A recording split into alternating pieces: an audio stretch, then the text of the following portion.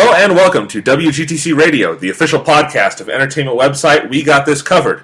I am Jonathan Lack. And I am Sean Chapman. And we are here to talk about Star Trek. Yes! And some other Does it stuff. seem a week early to talk about Star Trek? We are talking, Star Trek 2, Star Trek Into Darkness. Star Trek Into Darkness. The new Star Trek 2, the sequel to Star Trek 2009. Star Trek 2 again. Yes. As I like to call it. Right. Is coming out next week, and as you can probably expect, we'll be talking about that movie in detail like we did Iron Man 3 last week. But it's not out yet, so we can't talk about it yet. Yeah. So this week, we decided we want to talk about the Star Trek movie. Yeah. The original Star Trek 2. And the best Star Trek 2. Well, yeah. Yeah. I mean... That goes without saying. Yeah. Because as of now, there is only one Star Trek 2. As Right. of a week from now, there will be two Star Trek 2s. And... While we both have high hopes for Into Darkness... Yeah, I don't expect it to be better than Wrath of Khan. I don't expect any movie really to be better than Wrath of Khan. Yeah, that is unfair. That is no insult to J.J. Abrams and his team. Sure, they've made a good movie, but, have they made Wrath of Khan? No. No one's made Wrath of Khan. Other than the people who made Wrath of Khan. Yeah, they made Wrath of Khan. So we literally just watched the movie again. We are going to talk all about that. That'll be our main topic today. Just celebrate Star Trek 2, The Wrath of Khan. I mean, we thought about a lot of different things we could do for a Star Trek episode because of Into Darkness. And Star Trek is a very wide-reaching topic. Yeah, so we had to narrow it down. And, couldn't talk about all the movies even, because that's a lot of movies. Mm-hmm. And a lot of them are kind of shitty. Yeah, I don't want to... Because to talk about all the movies, I'd have to rewatch all the movies. Yeah. I don't want to do that. Yeah, so. And, there's at least 4 of them. All the Next Generation movies no one gives a shit about. Yeah. Because they're just kind of there. Yeah. Anyway, but we will be talking about Star Trek 2, The Wrath of Khan, because that feels like the best way to celebrate a new Star Trek movie is to talk about the old Star Trek movie, thus creating an impossible expectation. Yeah, exactly. Like we were talking just before we started recording this podcast of that. It feels like it was a really bad idea watching this movie so close to get Into Darkness coming out. Yeah. Because it can't live up. It can't live up to this. Yeah, but Star Trek 09, is not as good as Wrath of Khan, obviously, but that was damn good. Yeah. Totally lived up to whatever expectations there were. Just, you can't expect. I don't know how, at least for me personally, I did not have a lot of expectations around Star Trek 2009. So it surpassed all expectations, damn it. My rock bottom, I didn't think that was going to be a good movie expectations. Yes. It was a good movie. Damn good movie. But we'll be talking about its sequel next week. We're talking about the original sequel this week. Which it's weird even to consider Star Trek 2 a sequel because it's the sequel to the motion picture, I guess, but they kind of just ignore that movie happen. In fact, they completely ignore it. Yeah. And the beginning of Wrath of Khan is just the beginning of motion picture redone in different ways. Yeah. Which we'll talk about when we get to that. But anyway, that's our main topic for today. But obviously we've got a lot else on the docket for today. We're going to talk about Doctor Who. As always, that'll be the end of the episode. We will talk about the new Neil Gaiman scripted episode of Doctor Who, Nightmare in Silver. So we'll talk all about that. And we've got some other little things to talk about. Sean's going to talk about a game he recently played. Yes, that I promised I would talk about last week. But first off, I think there were a couple pieces of news we wanted to talk about. So what were those? Well, for what springs to mind for me is it was announced that, we recently talked about how, with the whole Disney buying Star Wars and like the LucasArts and all that bullshit, that it put games in a very precarious position because LucasArts got shut down. Not shut down, it got turned into a licensing house. And then now Disney has said that they have made a agreement with EA where now EA is going to release Star Wars games for presumably the main consoles of the PC come 2014, sometime in 2014. That said I think is when EA said we're going to start shipping out our Star Wars games. So we're going to still get Star Wars games, which is good news because I wasn't entirely sure if that was going to be the case because Disney is not really into the whole video game thing. Yeah. I mean, the most they've really done in recent years is Cars video games for the Wii. Yeah. And then they're putting out this Disney Infinity thing that's kind of like Skylanders with the whole toys and that bullshit. But yeah, as far as main video game projects go, Disney stopped doing that in Genesis years, so... Yeah. Yeah. So I think that's just cool because... Yeah. There's also a lot of EA gets a lot of flack because they make some really fucking dumb decisions, but they still have a bunch of really talented studios under the wings. Yeah. So, seeing particularly, like, I'm pretty sure I saw the Dead Space guys are going to be working on a video game, or a Star Wars video game, and DICE, the guys who make Battlefield, will be making a Star Wars video game. So those should be pretty good. Yeah, those are both fucking great studios. Particularly Dead Space. I really, really like Dead Space 1. I haven't played 2 or 3, but I think those guys can make a fucking great Star Wars game. So yeah, and I think, with EA, that is in relatively good hands. Yeah. That means, an actual video game developer, studio, licensor is making. Yeah, it's sure, like, it's kind of sad to be able to say this, but Star Wars video games being in EA's hands, way better than being just in Disney's hands, because Disney would really fuck that up if they didn't hand it off to someone else. It would be like, that part of Star Wars Connect where you do the, dancing? It would be like that all the time. Yeah, or it would just be, piles, just mountains of Star Wars mobile games that you can buy on the App Store. I just had a thought. Yeah. Okay. And this is going to make both of us want to kill ourselves when I say it out loud. But Okay. Disney now owns Star Wars and all the related characters, right? Yes. Now they have their princess line. And they have all their princess toys. Fuck you! Fuck you! Fuck you! Fuck you! Fuck you! Don't! Stop! Don't say it. I am serious here. Don't fucking say it. We're moving on. Next topic. What's the next topic, Sean? Okay, is there any other news? Because that was the only thing I had in mind. Was there anything you had? Let's pause and make it outline. Okay, let's do that. Okay, so we just tried to make an outline and could figure there was no other relevant news that we wanted to talk about this week. Yeah, you thought that there was a bit of news that I thought about, but I didn't think about it. So I can talk really quickly. I thought it was hilarious that we're recording this on a Saturday. We usually record the podcast on a Sunday, but so yesterday, which was Friday, May 10th, there was just a shit ton, all the networks, the main TV networks, NBC, CBS, ABC. Yeah, their upfront presentations are next week, the week that this podcast is coming out, which is when they'll announce they should usually announce all their renewals, cancellations, and their new schedules, but for some reason Friday, they just fucking, all day, they were just announcing, show by show, renewals and cancellations, and the number of press releases I was seeing and stories and on Twitter, it was fucking crazy. Just the amount of shit that got, spewed out in the most inefficient way possible. It was so weird. The networks need to figure out a better way to do this, because that was just crazy, and I felt so bad for some of the TV journalists I read having to figure out how to cover all that, because it was just all right, Community's canceled, or Community's renewed. This show is canceled. This show is canceled. They picked up this pilot. Now they picked up this pilot. They didn't pick up this pilot, and it was just a crazy kind of just hodgepodge. And then I'm wondering, what the fuck are they going to do with their upfronts? Yeah. I did see that ABC is picking up the S.H.I.E.L.D. show as a proper series. Right, which soon was going to be the case, but it's officially confirmed. Yeah, if you didn't know about that, Joss Whedon is executive producing and directing the pilot to a series now officially titled Marvel's Agents of S.H.I.E.L.D., and that'll be starring. I wish they just left it as S.H.I.E.L.D. I think that would have been better. I think so too. I guess they didn't want it to clash with the famous S.H.I.E.L.D. drama with Michael Chiklis, but that's not an acronym, so it doesn't count. Yeah.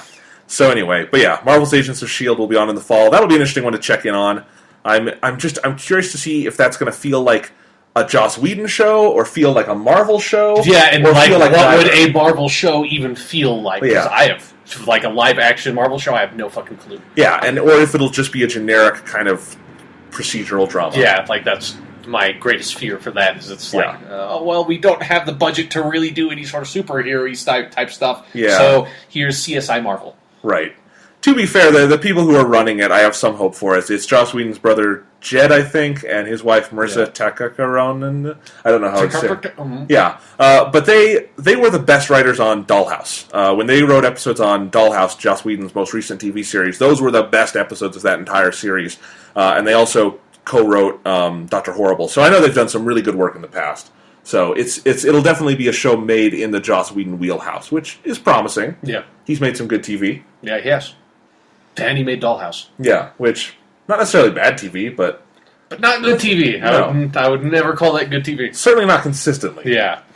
All right, but that's whatever relevant news there was. But you talking about that remind me of one thing, with the whole journalism stuff of in video game journalism. There was the latest just ridiculous outcry of Xbox rumors that are definitely confirmed to be true, even though they aren't. Where it was like everywhere, like even like just fucking every single website picked up the story of it is officially confirmed the next Xbox is going to be called Xbox Infinity because they had this fucking logo that was like Xbox with an infinity thing. It said Xbox then Infinity, and I thought that was really fucking hilarious because I saw that story on like every fucking website, and then I went onto Reddit, and then there was like the top post on Reddit was, "Hey guys, apparently all these news websites picked up this photoshopped image I made as real news." And it was like the dude who made that image, just like who photoshopped it because he was like, wouldn't it be cool if this is what the next Xbox was? Everything he posted on Reddit,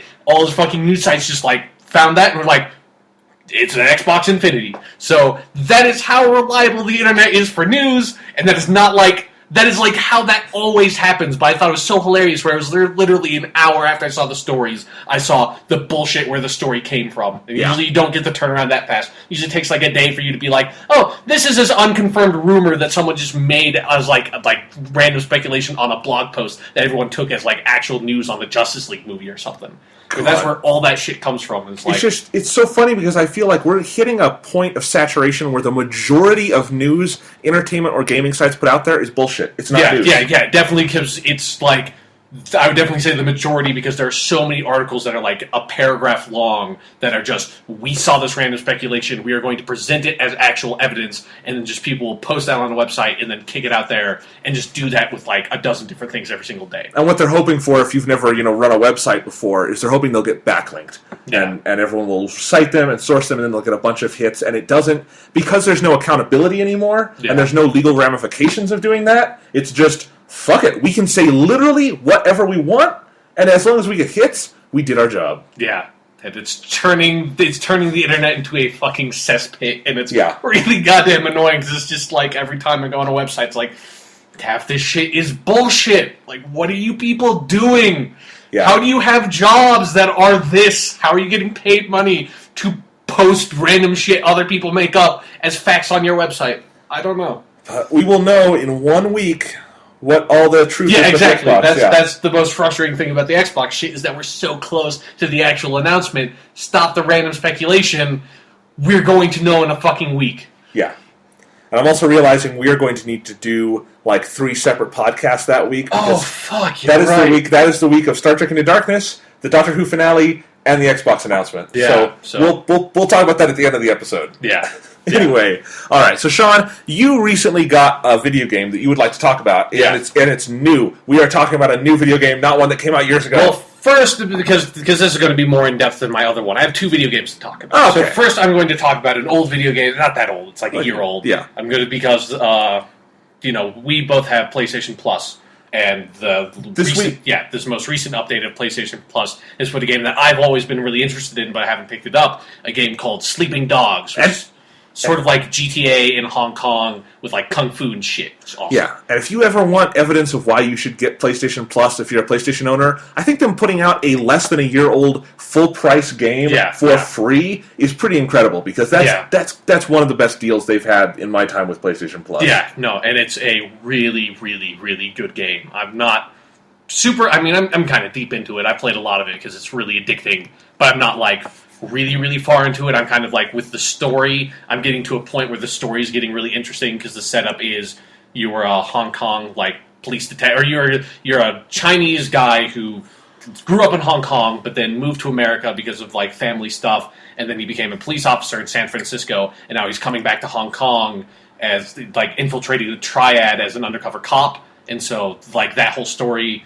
it's a little cliche, but it's like good cliche because it's like you don't get a bunch of undercover cop stories, so it's like just like pulling one of those out. It's like, yeah, I haven't seen an undercover cop thing in a while, and undercover cop stuff's still really fucking cool, and the story's getting really interesting, and it creates interesting drama for the character Wei Shin that you're playing as, where he's under so much fucking stress that I feel it's almost sometimes appropriate to, it's a big open world type game where you can kind of do whatever the fuck you want. Or it's like, usually in those types of games, I don't just randomly brutalize strangers on the street. I made it a regular habit to do that in this game, just as like stress relief. Where my favorite thing to do now is in like my apartment, where it's like sort of like, you go there to like sleep and save and like change your clothes and shit like that. Like whenever you leave your apartment, there are these two women that are always standing out right outside your apartment that are just gossiping like about their boyfriends and stuff. And a lot of their dialogue is really fucking funny. But it's like at a certain point when I was getting to like the game was kind of stressing me out with how intense the story stuff was, I was like, I've had enough of these women's bullshit just standing outside my apartment, just chit-chatting all fucking day. So then I just like grabbed one of them, ran her outside to a car, and slammed her head repeatedly in the car door until she died. And so now, every single time I see those people, I kill them in different ways. And it's so much fun. Yeah, Sleeping Dogs is a great, great game. I think it solves a big problem that most of these open world, like GTA type games have, of that, like, being in the world is really fun, and, like, some of the things you can do are really fun, but, like, the combat and that kind of aspect of it is not that engaging, whereas with Sleeping Dogs, your character feels so effective because you have the, like, hand-to-hand combat, which is sort of Arkham City style, that's really fun and engaging, and it makes you feel like a fucking badass because you're, like, breaking dudes' legs and shit, and it's really brutal. And then the driving is really arcadey, so you always feel like you have a lot of control over the car, and then your character's really fast, and he can climb on stuff, and so it's like, it always feels like you're sort of in control and really powerful, and it makes the game just a lot of fun to play. So, if you have PlayStation Plus, or even if you don't, totally recommend picking up Sleeping Dogs, because fucking awesome. WGTC Radio recommendation. Yes, definitely. And then another WGTC Radio recommendation is the other game I played before I picked up Sleeping Dogs, which is Far Cry 3 Blood Dragon, which is fucking the weirdest DLC ever released. One of the weirdest things about it is that it's technically not DLC because you don't need to own Far Cry 3 to play. It is an Xbox Live Arcade game that uses the Far Cry 3 engine, and which is just like insane. The game's like, I think it's $15. It's like $15 on everything, and I assume it's $15 in Microsoft points because I don't bother to fucking check anymore because I hate Microsoft points. But yeah, Far Cry 3 Blood Dragon is like, over the course of Far Cry 3, that story gets really kind of crazy, and it deals with a lot of hallucination-type stuff, so I presume the people behind that game were all taking drugs, and it feels like how Blood Dragon got created was, over the course of that game, while people were taking more and more drugs, and then they just got to the end, and they were just fucking stoned off their fucking rockers, and they were like, dude, I've got all these RoboCop and Terminator DVDs, let's marathon these suckers, and then they did that, and then they made a game, like, that night. That's what Blood Dragon is. Because Blood Dragon is sort of the Far Cry 3 setup of you are on an island, you've got, like, guns and shit, sort of like this, like, pseudo-stealth thing, and it's kind of open world, only instead of being, like, a random American tourist who gets, like, stranded on this island and deals with, like, terrorists and fucking, like, pirates and crazy shit like that, instead, you are Rex Power Colt, voiced by Michael Biehn, like from Terminator. And really, Michael Biehn? Yeah, he voices awesome. The main character. Fucking like Mark IV Cyber Commando, who lands on this island to take out Sloan, his former commander, who like defected to this other side and is like leading this like group of robots. There are like of other cyber commandos that he's going to use to overthrow the American government because he thinks they're being complacent with the fucking communists. This is just like the best, just like super cliche action movie setup, and the whole game is so fucking insane because it's just like robots and lasers and fucking giant explosions and Michael Biehn shouting off one-liners every single time you get a kill, and just like the music is just like synth drums all over the place, like Terminator theme on crack. The game is it's the most insane game I've ever played in my entire life. It is something that has to be experienced to be believed. And holy fucking shit did I experience that game. Yeah, I wound up just watching Sean playing this a bunch, because I would like walk in the door and I'm like, hey Sean, and he's like, I'm playing Blood Dragon, and I look at the screen, and Sean, like, there is a giant, like, beam of energy going off in the background, and Sean's got, like, a 4-barreled shotgun, and he's shooting robots in the face, and I'm like, well, I'm going to sit here and just watch this for the next hour. Yeah, what I love, too, is, like, one time you walked in, and I was in a particularly strange part later in the game where you're in this sort of, like, arena area where it's all of a sudden it gets very sort of, like shamanistic and not technological, and you're like, what the fuck is going on in this game? Like, you're not. It doesn't even look like you're in the same setting, and it's the game. Like I think one of the best parts about the whole game is that it sort of reminds you not to take some games seriously. You know, like there's games can still be games at some point and just be fun, and you don't have to deal with like they have trying to have a really compelling narrative arc and like really dramatic character development and stuff like that, which is all great. I love video games that do that. But that was one of the problems with Far Cry 3 is that they tried to tackle it and they did some interesting stuff with that side of it, but ultimately they completely flopped on that end, and it made sort of large sections of that game really frustrating to play because the story was just dumb but trying to be not dumb, and there's nothing worse than something trying to be smart but failing at it, whereas Blood Dragon has no pretensions about being smart. Blood Dragon is like, yeah, I'm good, you're going to be on this island, it's like, you're going to fucking ride a blood dragon, which is like a giant mutated Komodo dragon. It's like, we're going to give you a shotgun that you can upgrade to have 4 barrels and explosive ammunition, which is just the most impractical fucking thing in the world, because the shotgun is a close-range weapon, and when you use that ammo, shit sets on fire, and half the time you set yourself on fire. And it's like, we're going to give you a fucking sniper rifle that has explosive ammo, which is like, the sniper rifle is the rocket launcher in the game when you get the explosive. There is no rocket launcher. You just upgrade the sniper rifle to shoot explosive shots, and that is what the rocket launcher is. That's what you use to blow up vehicles, is the fucking sniper rifle. That's the kind of game it is. I think that says everything you need to say right there. It's like, no, I've got more to say. I know. Because there's like one of my favorite little sort of, like, one thing I really like personally in games like first-person shooters, like little tiny details, is stuff like weapon switching animations and reload animations, because it's something that you see constantly in the game. It's like how you reload a gun, and I like when there's like a little extra just like touch and oomph on it. I think the recent Halo games have done a really good job. Like, I love little details like the reload animation being slightly different when you use all the ammo in a clip, because you have to like chamber in another round, and stuff like that. I think it's just like, it's not something big, but it's just like that little extra something that is like, yeah, that's kind of cool. Or like, every time you reload a shotgun, you pump the shotgun, even though that's not how shotguns work. I'm cool with that. And Far Cry 3 Blood Dragon totally gets that, because it's just, every single time you reload a gun, he's like spinning the clip and like slapping it in there. He's like, doing the Terminator 2 thing where Arnold Schwarzenegger spins. Yeah, the shotgun is like a lever-action shotgun, like a direct reference to the shotgun from Terminator 2, where you shoot it and then you like spin it around, and there's an upgrade to make that semi-automatic so you don't have to do that, and I never put that upgrade on, because it's like, why would I not want to see him spin the shotgun around? That's so fucking cool.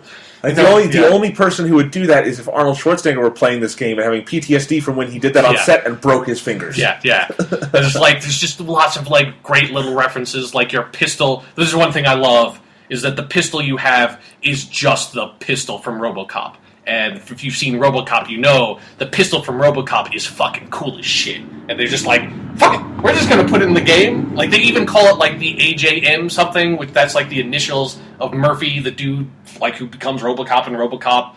Like, there are references all over the place.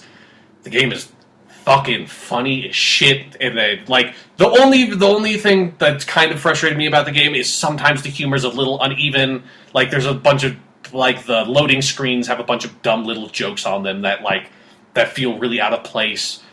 I think the stupidest thing in the game is that instead of throwing rocks, which you could use in Far Cry 3 to distract enemies, you throw like D20s like you would in D&D, which just like doesn't fit and doesn't make sense. But like, other than a few uneven patches in the humor, I think the humor is fucking spot on. Like, all the main story stuff is fucking hilarious. And that's the risk you run when you're doing a game that's no emotions, just joke. It's pure joke, like pure. That's completely referential, and a lot of the times they play it completely straight, which is the right way to play it. And there's just, I think one of my favorite aspects of the game is that they had Michael Biehn record just inhuman amounts of dialogue to just spout off one-liners for all the different ways you can kill people. Some of them are really great, like you kill a dude with a shotgun. It's like, he called shotgun. Or I think my personal favorite one was, I don't know specifically how you trigger this one because it doesn't have anything specific that references the kill. One time I just sniped a dude and he's like, this little piggy went to the morgue. It's like, that's a pretty good one. The best one is that, like, right before you go on your last mission to kill Sloane, he has his like fucking, this is it. I'm gonna like it's like, fucking, we're going all out here. Wait, no, this actually comes... Yeah, no, this comes... He's about to go kill Sloane, and he's like, looks like it's Sloane's bedtime, and I'm gonna tuck him in under 6 feet of dirt. Fucking, yeah. That is great. Because that's really dumb, but that is actually a pretty awesome one-liner in a really weird way. Like, I can see that being said in an actually okay Arnold Schwarzenegger movie. Yeah. Yeah. So, fucking, Far Cry 3 Blood Dragon, play it. It is great. Would you recommend it even to people who have not played Far Cry 3? Oh, definitely. Like, you don't need to have played Far Cry 3 at all. It might take you... It might be a little rough at the beginning because it moves through the tutorial stuff really quickly. I mean, it kind of makes a joke of the tutorial where, like, some of the tutorials' humor is where the humor is the most uneven because they, like, really specifically are referencing video game tutorials when they're doing it. But there's one really funny part at the end of the tutorial where they're just like, they just, like, put up, like, message after message after message on the screen of, like, you have to hit A to get rid of it, where it's just like, press B to crouch. It's like, this is, like, how stealth works. This is how your ammo works. And, like, just, like, putting every fucking tutorial thing you need just in, like, this huge fat dump where you have to, like, press A through, like, 25 different menus. That part's really funny. But that also makes it a little bit harder if this is the first time you've played a Far Cry 3 game of... There's really important, vital information on how the game works in those menus, and so it might take you a little bit longer to sort of get used to how the game plays, but since it's like an open-world game, you can sort of experiment and get used to it at your own pace without having to, like, bother with, like, the linear missions. So, there are a set number of permutations on the Xbox controller. Yeah, exactly. Like, you'll figure it out. And the game is kind of hard at the beginning, but once you start leveling up, you just get... Like, the upgrades on the guns make them so powerful, and you get like 5 times the amount of health you got in normal Far Cry 3 in this game. It is fucking ridiculous. And there's like no fall damage. You move like at 2 or 3 times the speed when you're sprinting. It's just like, I think it's like when the fucking, like the last upgrade that I got for the assault rifle upgraded the clip for like the second time. And I think the ultimate clip size for the assault rifle was something like 210 rounds. It's like, you could fire and the assault rifle didn't even have a really fast rate of fire because it shot laser beams, and it was like, pew, pew, pew, pew! You could fire the assault rifle without having to reload for like 5 fucking minutes in that game with the ultimate upgrade. So it's like, the game is not hard at a certain point, but it's really nice that it's not hard because you're just like, I'm going to kill people in the most fucking just ridiculous ways possible. Nice. Yeah, I definitely recommend Blood Dragon to anybody who has a fondness for robots and lasers and crazy neon lights and explosions and Michael Biehn. Nice. Yeah. I think that's everybody. Yeah, in your heart of hearts, everybody is that. So yes. Blood Dragon, it's for everybody. A WGDC radio recommendation. Yes. Like I said, it's $15. You can get a PC, PS3, Xbox 360. Fucking awesome. Yep. The only game I've been playing recently, because it's a big game, and I'm using all my spare time to play it, is Persona 3, which is great. We talked about Persona 4 recently on this podcast in a massive 6-hour discussion. And I've finally gone back and started playing the game that came before Persona 4, Persona 3. Oh, Persona 3 came before Persona 4. It did. It did. This is not like Star Wars. Yeah. Persona 3 is great. But no real reason to talk about that right now, because it's a almost 10-year-old game. It's like and you're also like, you played the game for like 14 hours. What was it? Like 16. Yeah, so around there, you haven't even like fucking scratched the surface. No, because it's Persona. Yeah. But I haven't seen movies. I talk about movies I've seen. I just say the one big release this weekend was The Great Gatsby by director Baz Luhrmann, and not a good movie necessarily. Not a bad movie. But, I mean, like, Sean, describe the reaction you've seen to this movie. Because we were talking about this the other day. That's the reaction I've seen. Yeah, that's pretty much the reaction for most people. Is it's very, again, not bad, just not good. And that's just is like not remarkable. Seems to be what it is. And it's, to me, more than anything, like, I would recommend going to read my review on We Got This Covered of The Great Gatsby, because that review wound up becoming less of a screed on why I didn't like The Great Gatsby, but more a screed on my general philosophy of adapting books into film. Yeah. Especially classics where the default mode is to be reverent. You cannot be reverent. You cannot act like this is the Word of God that you are adapting. And you know what? Even if you were adapting the Word of God... Which they have done a lot. Yeah, a lot. If you just do a literal adaptation, which is not an adaptation, if you just translate it onto film, that's going to suck. Because books and movies are almost 100% different mediums. I mean, they are 100% different mediums. Yeah. Really, the only similarity they have is they tell stories, but stories and there are words involved. Yes. There are two similarities, at least. Yeah. So, not be hasty. Yeah.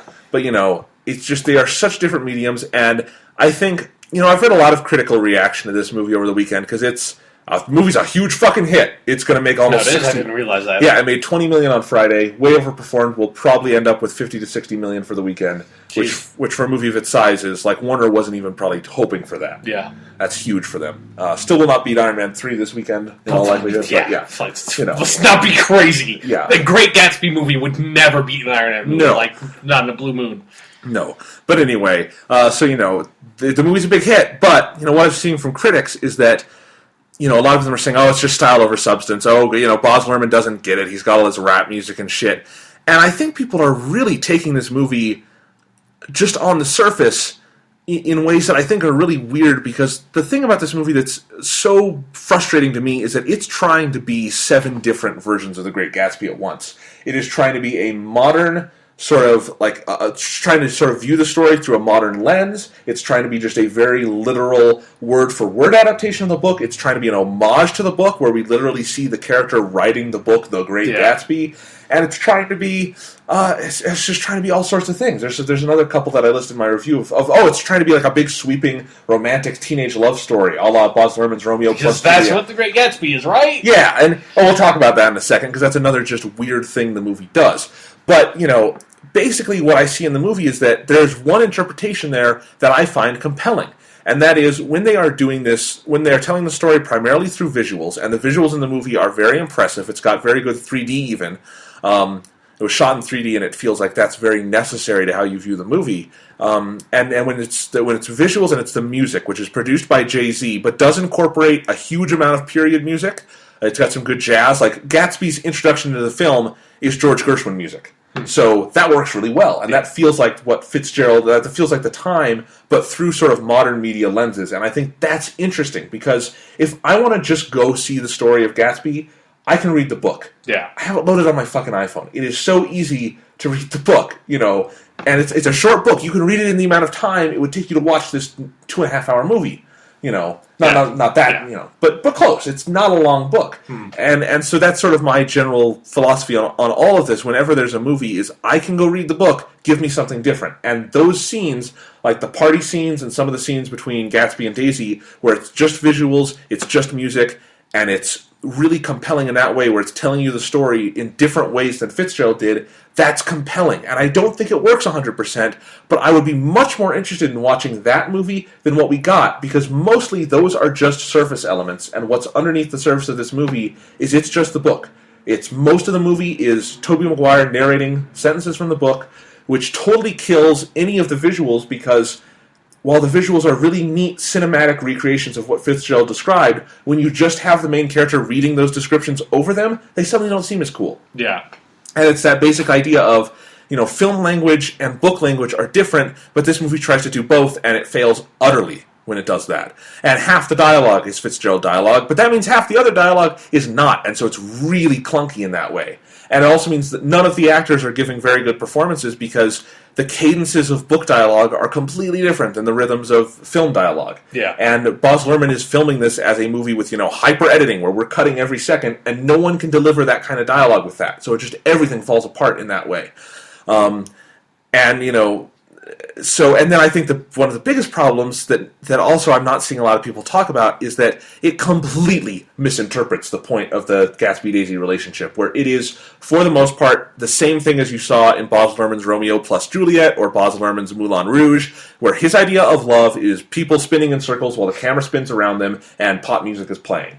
And he has nothing more to say about love than the adolescent idea of, gee, love is cool, because chicks are hot and I get to have sex with them. I mean, that's basically what it comes across as. That's what Romeo plus Juliet is. That's what Moulin Rouge is. And I know I'm insulting all of you who love those movies. You're fucking idiots. Those movies are fucking terrible. I have almost no respect for anyone who has that opinion. Even though there are people who have that opinion I very much respect. But when they say that, I just suddenly lose respect. Because I'm with you. Like, I don't hate Romeo plus Juliet. I don't think it's like a good movie, but I don't like Moulin Rouge. I hate to no end. I agree with you. I hate Moulin Rouge. I just hate Romeo plus Juliet, just normal hate. Like, wouldn't watch it, by my own volition. But yeah, it's the same idea here where it's just this adolescent idea of love where there's nothing underneath the surface to that. And Sean, would you say The Great Gatsby as a book is about wonderful, beautiful romance that is built to last? No, it's the opposite. It's weirdly, it's a lot like Romeo and Juliet. Yeah. And like in the same way that it's like, for some reason people think Romeo and Juliet is a love story. Fucking no. It ends with both of the fucking main characters like killing themselves. No, not love. Yeah, both of these stories are very critical of the notion of love as just this mythical entity that we don't question. Because, Romeo and Juliet, the way I view that story is Romeo is a manic depressive who puts all his energy into this just one relationship that he has not thought about at all, and he winds up killing multiple people and getting his girlfriend and himself killed in the process. And Juliet is very sort of naive and young, and she sort of puts all her stock of maturity into this and also gets herself killed. Yeah. And that's kind of that story, and it's critical of that, and his Romeo plus Juliet movie is not critical of that. So you get to the end, and it just feels like we're doing this just to be special, because we're going to have them die just so we can feel like we did something. Yeah. And Great Gatsby is the same. So that their love can be eternal, instead of, no, your love is the opposite of eternal. It's like 5 minutes. Yeah. And The Great Gatsby is a very similar idea there, where what Gatsby does is he nudes Daisy for a very short amount of time, and he's built this image of her in his head. It's completely illusory. He's chasing it, and it's also a metaphor for the American dream, all these other big issues. But these are things that do not exist. This idea of love Gatsby has is illusory. It's not real. Daisy, as he sees her, is not real. And so there's tragedy at the end. This gets him killed. And in this movie, Daisy is presented as completely real, because you have Carey Mulligan, who's a wonderful actress. She does a great job as Daisy when she can, but the way they're playing her and pitching her, there's nothing critical about Daisy. She's a great woman, and Gatsby's a great guy. And gee whiz, if it just weren't for that mean husband, they could be together, damn it. And that's the story. Yeah. And so then you get to the end, though, and because they're quoting Fitzgerald, they say the lines that Nick has about how, Gatsby, you're worth more than all of them combined. And the idea... You were a great Gatsby. Yeah. But they make a joke like that several times. Oh. I didn't realize that part. The movie literally ends with him having written this manuscript, and it says, Gatsby, my Nick Carraway. And then he's like, no. And he takes out a pen. I need some alliteration. And he takes out a pen and writes The Great over it. That's what kind of movie this is. But anyway, so we get to the end, and we have all these quotes from the Fitzgerald book about the nature of illusion, and about these ideas behind the flaws in Gatsby's reasoning. And over them, we're showing a montage of Gatsby and Daisy spinning in a circle kissing. He just doesn't get it at that point. But the thing is, as I've been saying this whole time, if he had an interpretation like that and he at least stuck to it and did something with it, that would be more interesting to me, even if it was wrong, than just doing a lazy, boring adaptation of the book with some spectacle layered on top, because that's all this movie is. And, if you really love that book to death and you would be really mad if they did anything different with it, you're going to love this movie.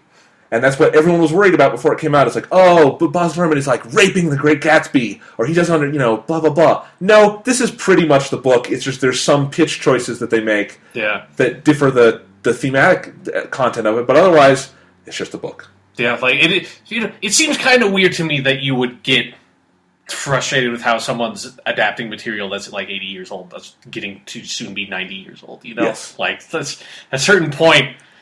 Fucking, like, Fitzgerald's been dead for a really long time. Who cares how someone uses the material? I completely agree. And I completely agree with that on books that are, a month old. It's like, they are just different mediums. And, you look at some of the great, adaptations from book to movie in recent years, they're the ones that change things. Peter Jackson's Lord of the Rings is changes a lot. Yeah, and it's a good movie. And I think one of the critiques I had with The Hobbit is that the parts of The Hobbit that stick really slavishly to the book, which are more than in Lord of the Rings, those are the parts that don't work as well in that movie for me. So, But that's my thoughts on The Great Gatsby. You can go read my review. It's making shit tons of money, so who knows? We will get The Great Gatsby into darkness. Great Gatsby 2. The Greater Gatsby. Yes. It'll be, zombies are a hot property right now. Gatsby coming back as a zombie. Great idea. That's printing gold. Yeah, no, yeah. I might watch that movie. I'm not even joking there. So The Walking Gatsby. All right, you want to talk some Star Trek 2? Yeah. Let's just make that hard left turn. Yes. There we go. All right. Great Gatsby, Star Trek 2. Star Trek 2, The Wrath of Khan, the greatest Star Trek movie ever. Sean, we just watched The Wrath of Khan. We're going to celebrate The Wrath of Khan. What do you like about The Wrath of Khan? Everything. That pretty much says it all. Yeah. I like everything about it. Okay, done. Let's move on. Doctor Who? All right, Doctor Who, what did you think of Nightmare in Silver? I thought it was really good. Okay. Well, that's the podcast. Yeah, okay. Yeah. Why have we been spending 3 hours on these fucking things? It's so much easier. Knock that out. Yeah. All right. So Sean, back to Wrath of Khan. I think that is the thing about this movie, though. It is the easiest way to summarize what is good about this movie is to say everything. Yeah. Because what makes The Wrath of Khan so fucking great, and there are many things that make it great, but I think overall, it is just such a tight piece of work. It is thematically, narratively, everything you can say about it. Every piece is in place, everything pays off, and there's no fat on it. Yeah, definitely. It just works. I completely agree. It is definitely... It understands exactly the scope it needs to tackle for its running time and what it needs to do, and it fucking nails it perfectly. I mean, actually, that's one of the things I wanted to talk about. It struck me watching it again this time, and it strikes me every time I watch it, but The Wrath of Khan is a very small-scale movie. Yeah. It's not a big action movie. A lot of stuff does not necessarily happen in it. Khan and Kirk square off twice. That's the extent of their battles in space. There's not really a huge... there's a little bit with Genesis, but even then it's there's not this huge, the galaxy will get destroyed type threat hanging over everything. It is, this very personal Kirk, you really fucked over Khan. You made a huge fucking mistake with how you dealt with the whole Khan thing, and now it's come to bite you in the ass, and it's let's let these two clash, and that's really what the movie is. Yeah. And but at the same time, they know how to use the supporting cast. Yeah, everyone gets really good moments to shine. Obviously, what they do with Spock is incredible. But I think they keep bringing everything back, tying it into the Kirk-Khan relationship. Yeah, which is obviously antagonistic, but it's so interesting, and just all the acting is great. I mean, people can make fun of William Shatner all they want. Fuck you. Watch Wrath of Khan. Yeah, he's so fucking good in this movie. It is a great performance. I agree. There's no irony in saying that. That's just a great performance. Yeah, no, I completely fucking agree. Yeah. Like how we said on our top 10 TV shows, it's Kirk, #1 Star Trek captain. If you want proof, watch this fucking movie. Because he's so fucking good in it. Yeah. And I think it's so interesting because, you compare... I think Wrath of Khan really does a great job of this idea of what is a Star Trek movie. And it's something that is definitely related to the TV show. The scope is not all that much bigger, literally, than an episode of Star Trek. But what you're exploring is something much bigger than what we saw on the show, which is that the show is usually Kirk in command. Yeah. And if you look at that show, there's usually the tension of Star Trek, the original series, does not come from people on the Enterprise making mistakes. But this movie is very much Kirk under circumstances where he did make a mistake once. Yeah. He's paying for it, and he's under so much pressure where finding what the right decision is really tough. And so it's taking this captain, this great man we knew on the TV show who always seemed to know what he was doing, and putting him in this situation where knowing what to do is really hard, and it tests Kirk more than he's ever been tested. And William Shatner is great at that, and it's just great drama overall. Yeah. And it... what I love that this movie does with Kirk is that... it recognizes, hey, William Shatner's way older than he was when he did the TV show. Kirk as a character is way older than he was when he did the TV show, and that's what the whole fucking movie's about, is that, he used to be this hotshot captain of a starship who could do, fucking miracles, who was, the best dude Starfleet had, and he's getting older, and he can't necessarily always be that guy anymore, and he sort of has to look back on his life and realize, fuck, I have to wear glasses, and it's he has to see all the places he fucked up, he did not get in a committed relationship with what is Dr. Marcus. Dr. Marcus, and like let her have his son, and then just like go off on the galaxy gallivanting around. It's like he realized, oh, that Khan thing, I probably should have told Starfleet that I just left Space Hitler on a maroon planet somewhere. Probably would have been a good idea to put him in an actual fucking prison at some point, but whatever. Yeah. And yeah, I think these ideas just work so well. I mean, Wrath of Khan is a little different than I think a lot of Star Trek, because it was one of the Star Trek stories that does not deal with what I would call the sort of bigger ideas about humanity in general and humanity's place in the universe. And I think, there are great Star Trek stories that do that, and there are also great Star Trek stories like this. This is the best of them. That's just about the characters. Yeah. And these ideas, and I think it reveals things about humanity through that. But it's very much character-centric, and I think the big ideas are not omnipresent in the movie. There's stuff you look for as you're watching it. Yeah. But they're very natural, and they flow very organic from what's happening. And I think, talking about different kinds of Star Trek stories, I think at its core, in just terms of what you're watching, The Wrath of Khan is one of those Star Trek stories where it's just about watching the crew of the Enterprise do their jobs and execute a mission like this and work under pressure. And I think those can be such fun stories because, even outside of Star Trek, stories about, professionals with sort of exotic careers like this doing their jobs really well are always fascinating, and Wrath of Khan is the best of those in the Star Trek verse. Yeah. Because it's really just showing how this crew operates and how they do what they do, and as we said before. And I think then that ties in very naturally into how you do character stuff, but the character stuff is not separate from that. It's completely ingrained within it. Yeah. The plot. Yeah, it's just such a good fucking movie. Yeah, you get to... I think we were both kind of feeling this at the end of the movie, but when you get to the last 10, 15 minutes of that and everything's paying off, just the sense of satisfaction, that's where Wrath of Khan becomes a great movie. Yeah. Is when you get to those last 10, 15 minutes and just what you're feeling while watching it is this huge sense of fulfillment, even as it's really fucking sad at the end. Yeah, it's so... Spock dying is so sad. It's like... It might be, other than Optimus Prime dying, the saddest thing I've ever seen in a movie. Like, it is just... He's up there with Nanako dying in Persona 4. Okay, well, let's not be crazy. I said movies. Let's not bring Nanako into this. Yeah. That's a different level. I like Star Trek too, but that's no. But yeah, I think all the decisions they make there too are just fucking great, and I think these little, the way they build those scenes, where this final scene between Kirk and Spock is iconic for good reason, because it summarizes everything about that relationship. Yeah. And sends it off in ways that also serve the larger themes of this movie. And then I think, it struck me while watching the funeral scene, that funeral scene is kind of Star Trek in a nutshell to me. Because it's not just these characters having this deep and abiding love for each other in these, naval militaristic conditions, but also these different societies and cultures coming together, because you have a crew of humans with a Vulcan on board sending off a Vulcan with a Scottish guy playing Amazing Grace on the bagpipes. Yeah. It's all these cultures coming together and being as one, and that's Star Trek in a nutshell. That's what Gene Roddenberry set out to make, and I think Star Trek 2 arrives at that place of sadness, but also this kind of transcendence to it also.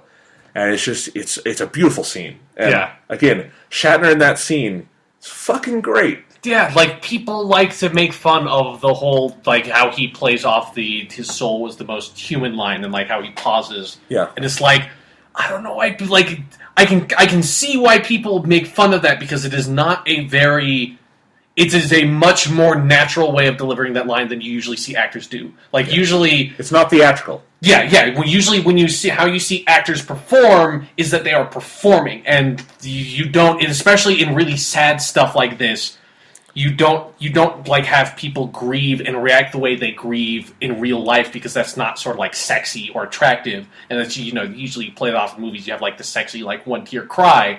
It's what I love about how Shatner delivers that scene is that he gets through his whole speech and then gets to that very end and he cracks, and his voice cracks, and he doesn't know what to do. It's you see his face sort of twitches, because it's he's trying so desperately to hold back the tears because he's an admiral. He's not meant to break down crying while he's giving a speech, and he's doing his best not to do that. And it feels like that is how people deal with grief in real life. They don't have this really sexy, grievy, over-the-top crying moment. It's they're trying to hold it back, and they will break, and they keep on trying to hold it back. And it's you can tell when they break. And it's kind of awkward, and it's clumsy, and that's the way it is in real life. I feel it's such a deliberate acting choice that he makes that moment.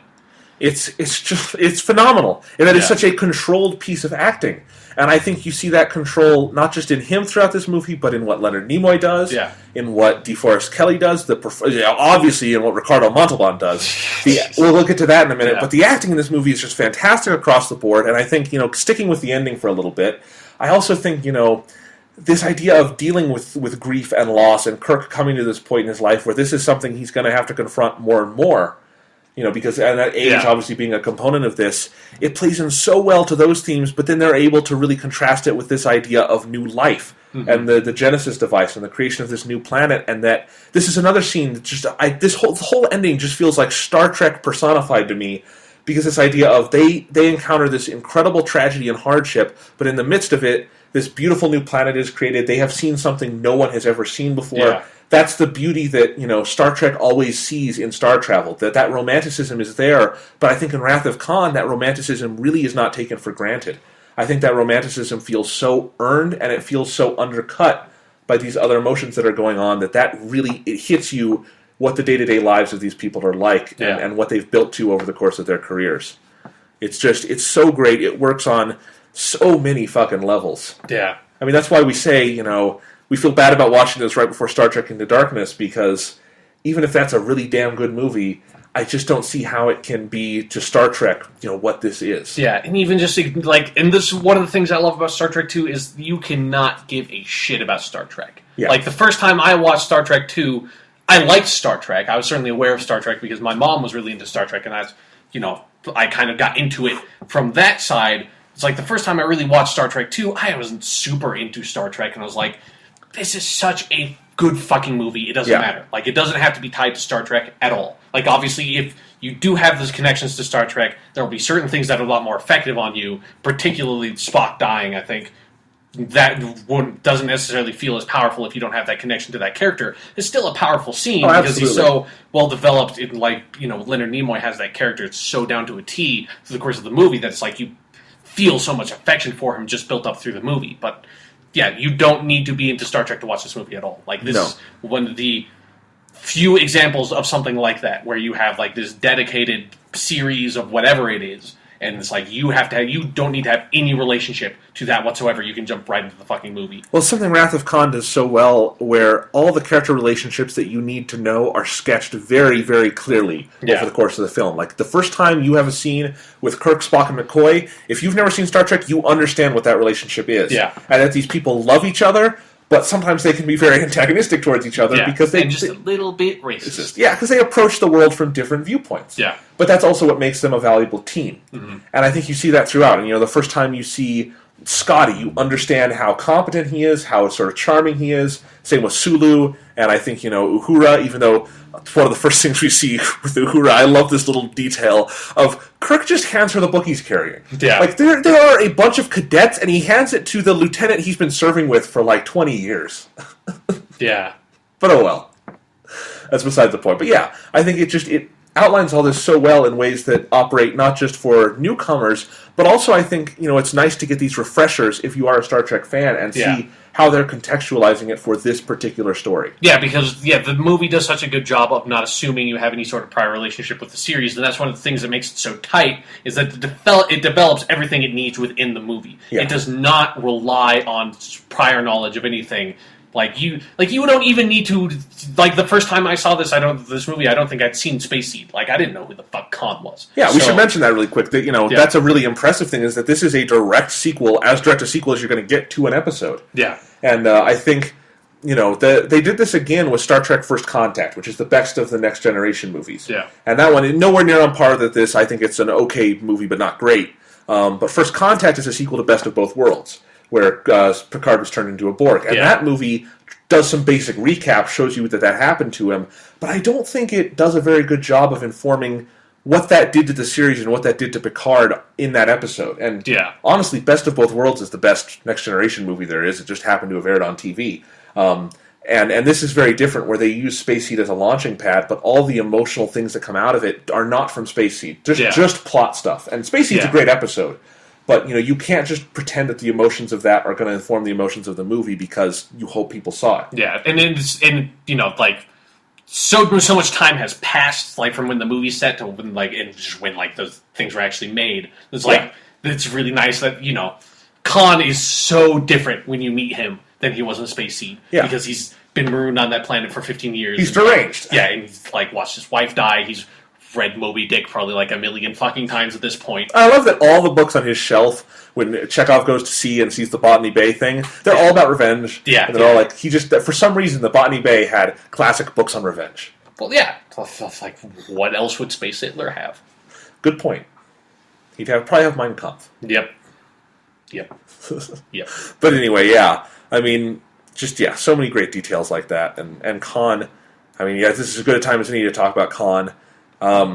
Ricardo Montalban, obviously excellent in the Space Seed episode, playing a very different kind of character, where Khan in that episode is he's very much sort of like Kirk on the show at that point, where he's utterly confident, but he's very laid back. He's not a sort of the boisterous character, you would say. And he's not an imposing villain in that sense of sort of the modern villain archetype sense. He's much more quieter and quietly threatening.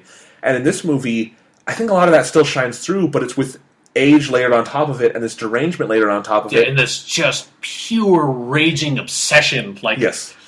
He fucking plays Ricardo so well. Montalban is so intense and fucking terrifying in this movie because it's he's just fucking, he is pissed. He wants to kill Kirk so bad. So fucking bad. He does not give a fuck.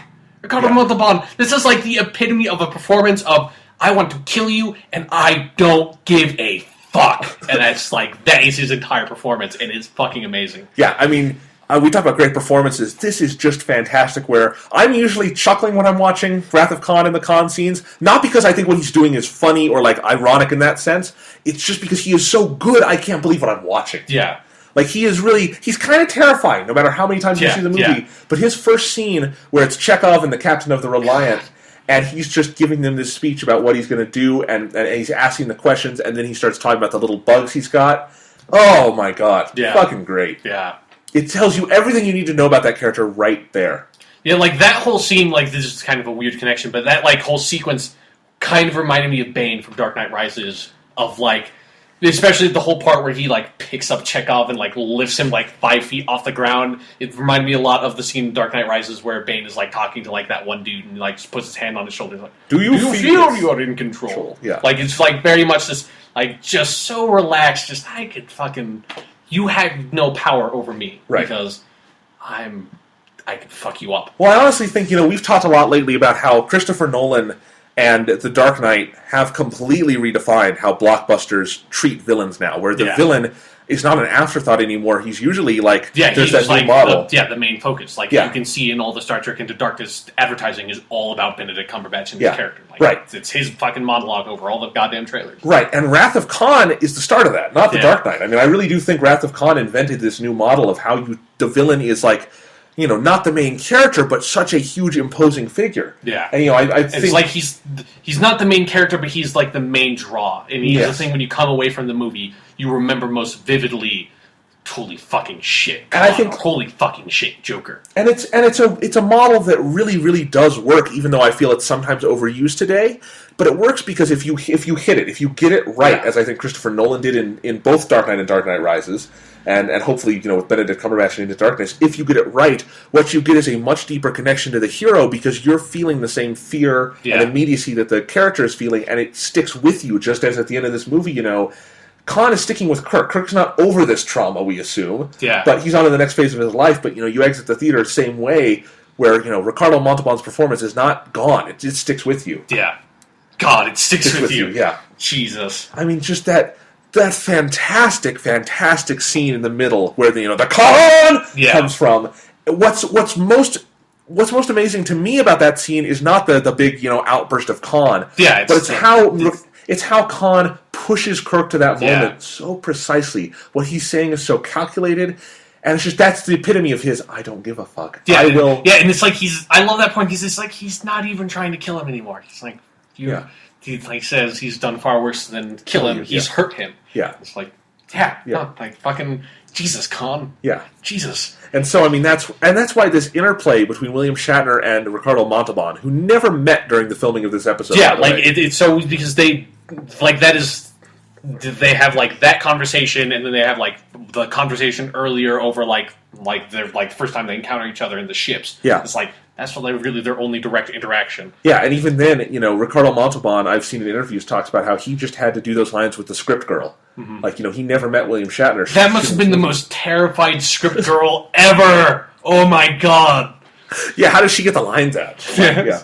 Don't fucking kill me. Yeah. I didn't put you on the planet. It wasn't me.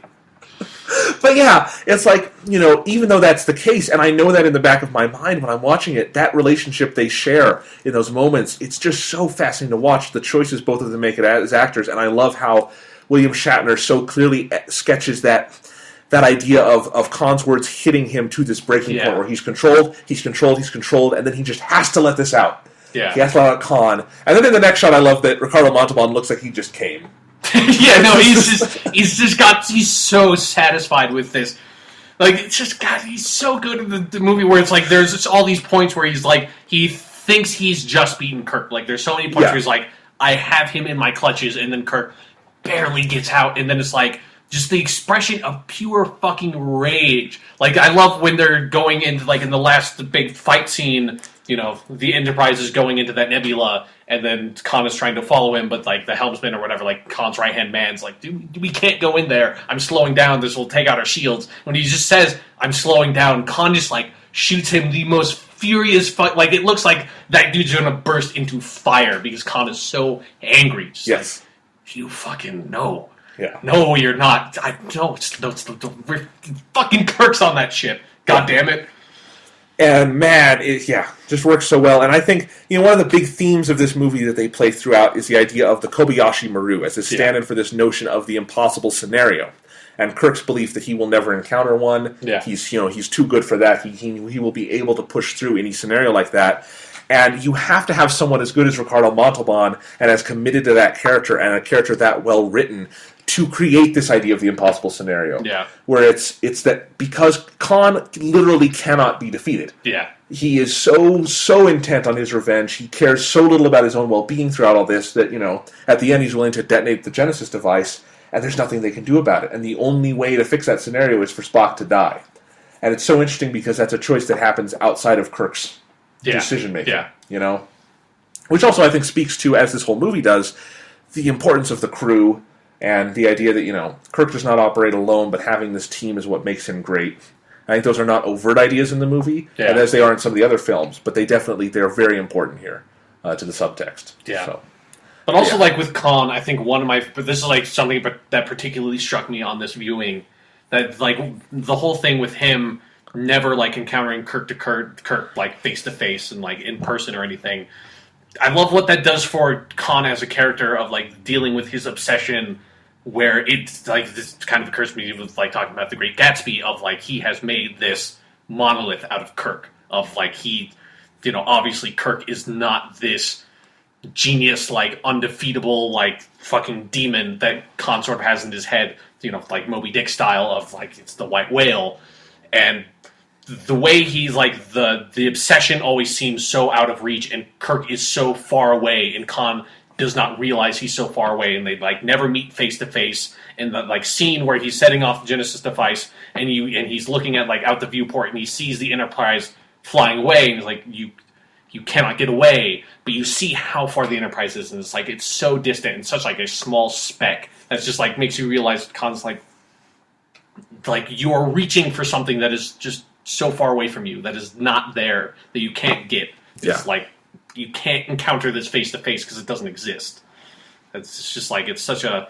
This movie just does so much with providing such subtle information purely visually. Like, when you're in, like, for the first time you enter Khan's, like, home on Alpha City 5 or whatever, and you just see Moby Dick. It's like, there's a bunch of other books, but, like, Moby Dick is sort of the one that stands out. It's the one he then, like, quotes. It's the one that's most thematically relevant. It's like, it's all that kind of information is presented purely visually. Similar to, like, when Spock leaves, I love that little moment where Spock just gets up and out of his seat and goes to the elevator when he's going to go fix the whole radiation leak. He has this brief moment of like he like hears the information, he thinks for like a fraction of a second and acts. He realizes something must be wrong down there. Scotty is not responding. I'm going to go see it. And there's no dialogue. Spock doesn't tell anybody. It's not even necessarily when he gets up. It's not really the pure focus of what is going on. It's just like this small little moment because like shit's like they're trying to get away from the Genesis device. Like there's this huge pressure. It's like it's just a small little visual detail that you could completely miss. That Spock just like gets out of his seat and decides to go down the elevator. Yeah, and I think that transitions well into. I want to talk about the action of the movie. Yeah, and just how fucking fantastic we'll talk about the visuals and stuff, but just the way Nicholas Meyer, the director, choreographs ship to ship combat. I think in that scene is a great example where you talk about how that is not necessarily the focus of the scene, the Spock getting up out of his chair and moving, because so much is happening, and through the camera work and the editing and the general atmosphere, it feels so fluid where you get this picture of the whole ship. Yeah. And that one of the things I love that I think this does better than any other Star Trek movie or episode is the idea of you really get a sense for when a photon beam or something hits the ship from the outside, you know where it's hitting on the inside. Like they really clearly, that geography is clearly laid out. And so, when something hits the bridge and the bridge is on fire, it doesn't seem like a cliche. It's like, that's because they were hit. Yeah. And so all this chaos is going on, and I think the best chaos scene is actually the first fight they have in the middle of the movie. Where that's obviously, this is a technique I think they use very well, where the biggest action scene is not the final one. It's the first one, and that's what establishes Khan's threat. And that's, when he's just blowing the shit out of the engineering dock. But there's something, obviously the action in the J.J. Abrams films is much bigger, more bombastic, more immediate in that sense. But there's something so visceral about it in this movie where there's not as much of it, but it counts so much more to me because there's not just explosion. It's, oh shit, we just got hit, and it's not that we got hit and are immediately dead, it's that we're hit and now engineering's on fire, and there's radiation leaking out, and we're all running, and there's just chaos, and I think that really this sense of the ship-to-ship combat feels so tight and so well done in Wrath of Khan. Yeah, it's also something that I really love that Wrath of Khan does, where when they get shot, they cut away and show what is happening on the ship, is that, and this is obviously like for budgetary reasons, but even other Star Trek movies I don't think quite nailed this, where in Star Trek, you never get the sense of like, there are hundreds and hundreds of crewmen on the Enterprise. Like, the Enterprise is a big fucking ship, but you only ever spend time on the bridge, or like in a hallway, or in like fucking medicine, in like those areas, because that's, the TV show, those are the sets they built. Right. And there's a lot bigger budget, and they can just build, like, throwaway, like, this is just for that scene kind of sets. But you get the sense of, like, every single time these guys get hit, obviously none of the main characters are dead, but there's probably like a dozen or so people that just got killed by that photon beam. Because they will cut to, oh shit, there's a dude that's on fire right there. Well, sorry guy, like, you are just one of the crewmen on the ship. And it's like, yeah, there are fucking other crewmen on the ship. And it's like, you never get that sense, I feel, from other Star Trek stuff. It's like, it always just feels like it's like a dozen people on the bridge, and that's the only people on the fucking ship. Yeah, even in the J.J. Abrams Star Trek 09, which I think tackles these ideas better than most of the other Star Trek movies, just by virtue of budget and the effects work. Even that one has hundreds of people you see on the Enterprise because they're able to afford all these extras and stuff. But it's still, the way it's shot and everything, I don't get that sense of the danger. And I think this movie does it so well. Just by, even though it's got a limited number of sets, it makes use of those in such a good way to telegraph the geography of the ship. Yeah. And how this matters. And then I think there's also just this, there's sort of a good meta commentary to it in that this death keeps happening, but it doesn't matter to us, and it doesn't matter to Kirk until it happens to Spock. Yeah. And then I think that really hammers home for the nature of this mission, which is that, the idea of needs of the many, needs of the few. Spock's just one guy, but he's hardly the only casualty they had. Yeah, no, definitely not. And the funeral at the end is they've got Spock's body there, but Kirk's speech, if you listen to it, he's talking about the honored dead. He's talking about... like how you enter that scene is that it feels like they probably shot off a bunch of bodies, and like Spock is the one they left for last because he's the highest ranking officer who died. Yeah. Yeah. So, just does all that so well. But, I mean, we mentioned this watching it this time. We watched the Blu-ray that came out in 2009, which looks fantastic. Yeah. They remastered it the same way they did like the Godfather films from the original camera negatives and stuff, so it was a full restoration.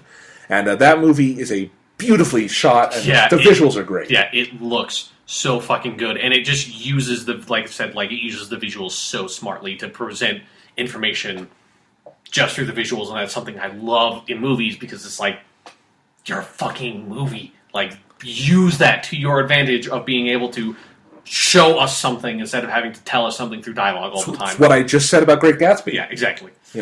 And yeah, I think this movie, of all the Star Trek films, it may be my favorite visually just because of how much they're able to do without with a doubt that. for me. Like I think this I think so visually. Like this is one of my visually, this is one of my favorite movies, just purely visually. I love so many shots in this movie. Just like the way people are positioned in the frame feels...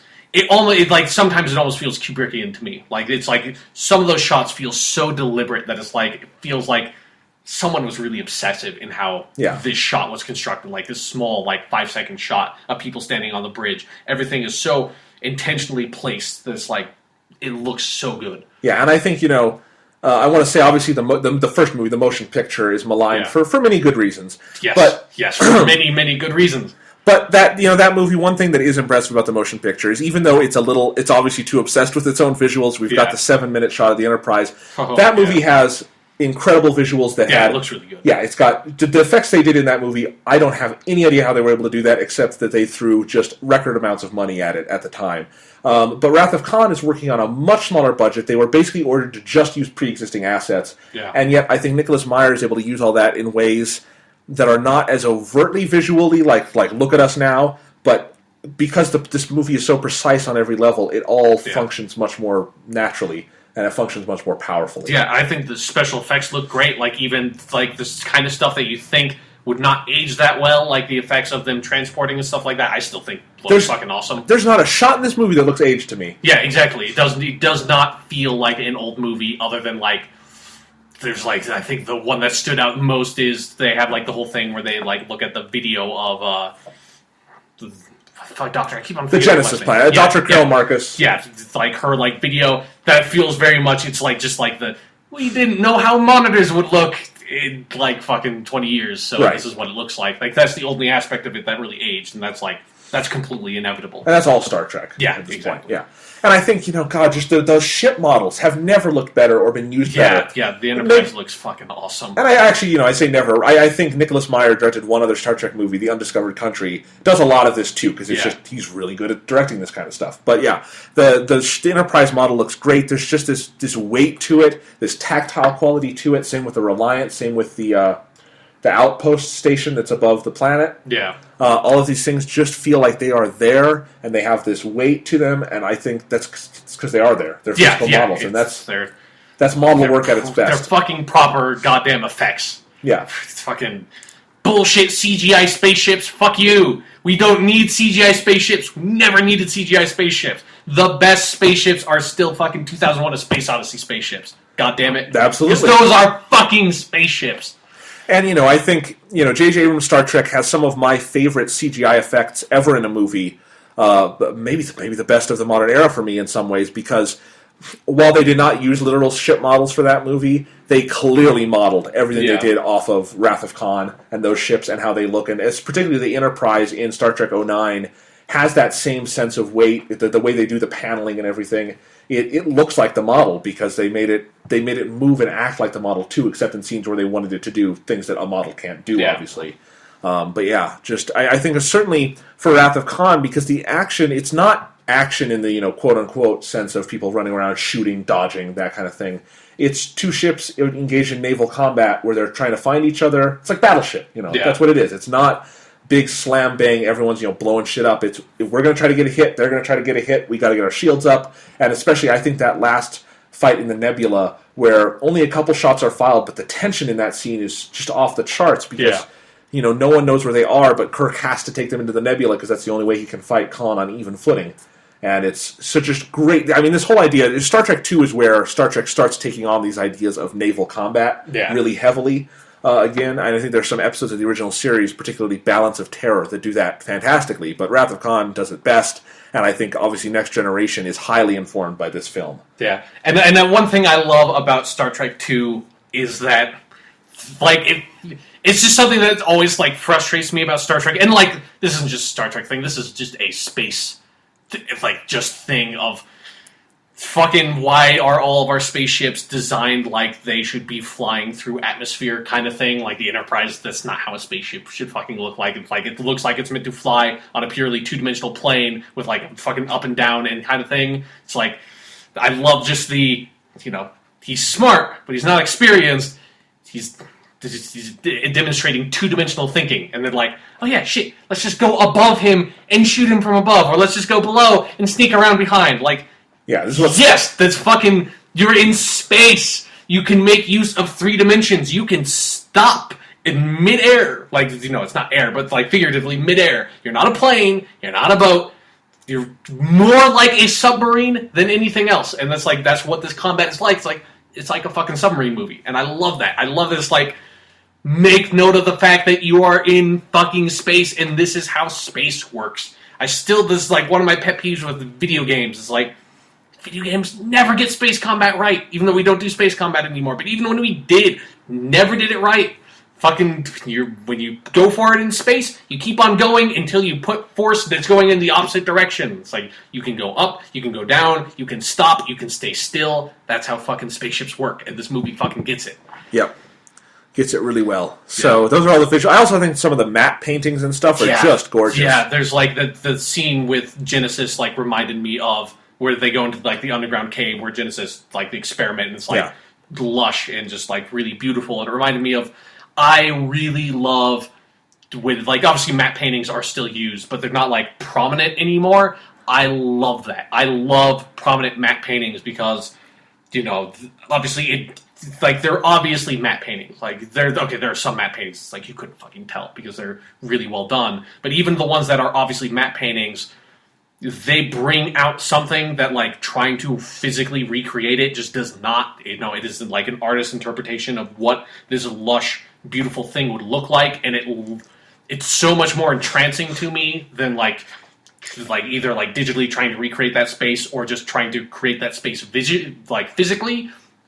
Like, there's a magic to the matte painting. It conveys imagination in a way that, like, physical reality does not, that I fucking adore. Well, I think it's fully cognizant that film is not reality. It's a representation of reality, and, when film is at its best, you have to recognize that it's all manipulated. And so, a matte painting is kind of the ultimate manipulation of that, but it's one that works so well because, it's kind of art taken to its nth degree in that sense, of where we have a painting filmed through a lens, supposed to be seen in faux 3 dimensions as we're looking at the screen and what the characters are seeing, and it just works wonders. And that's when I say why I say not a frame of this movie looks dated to me.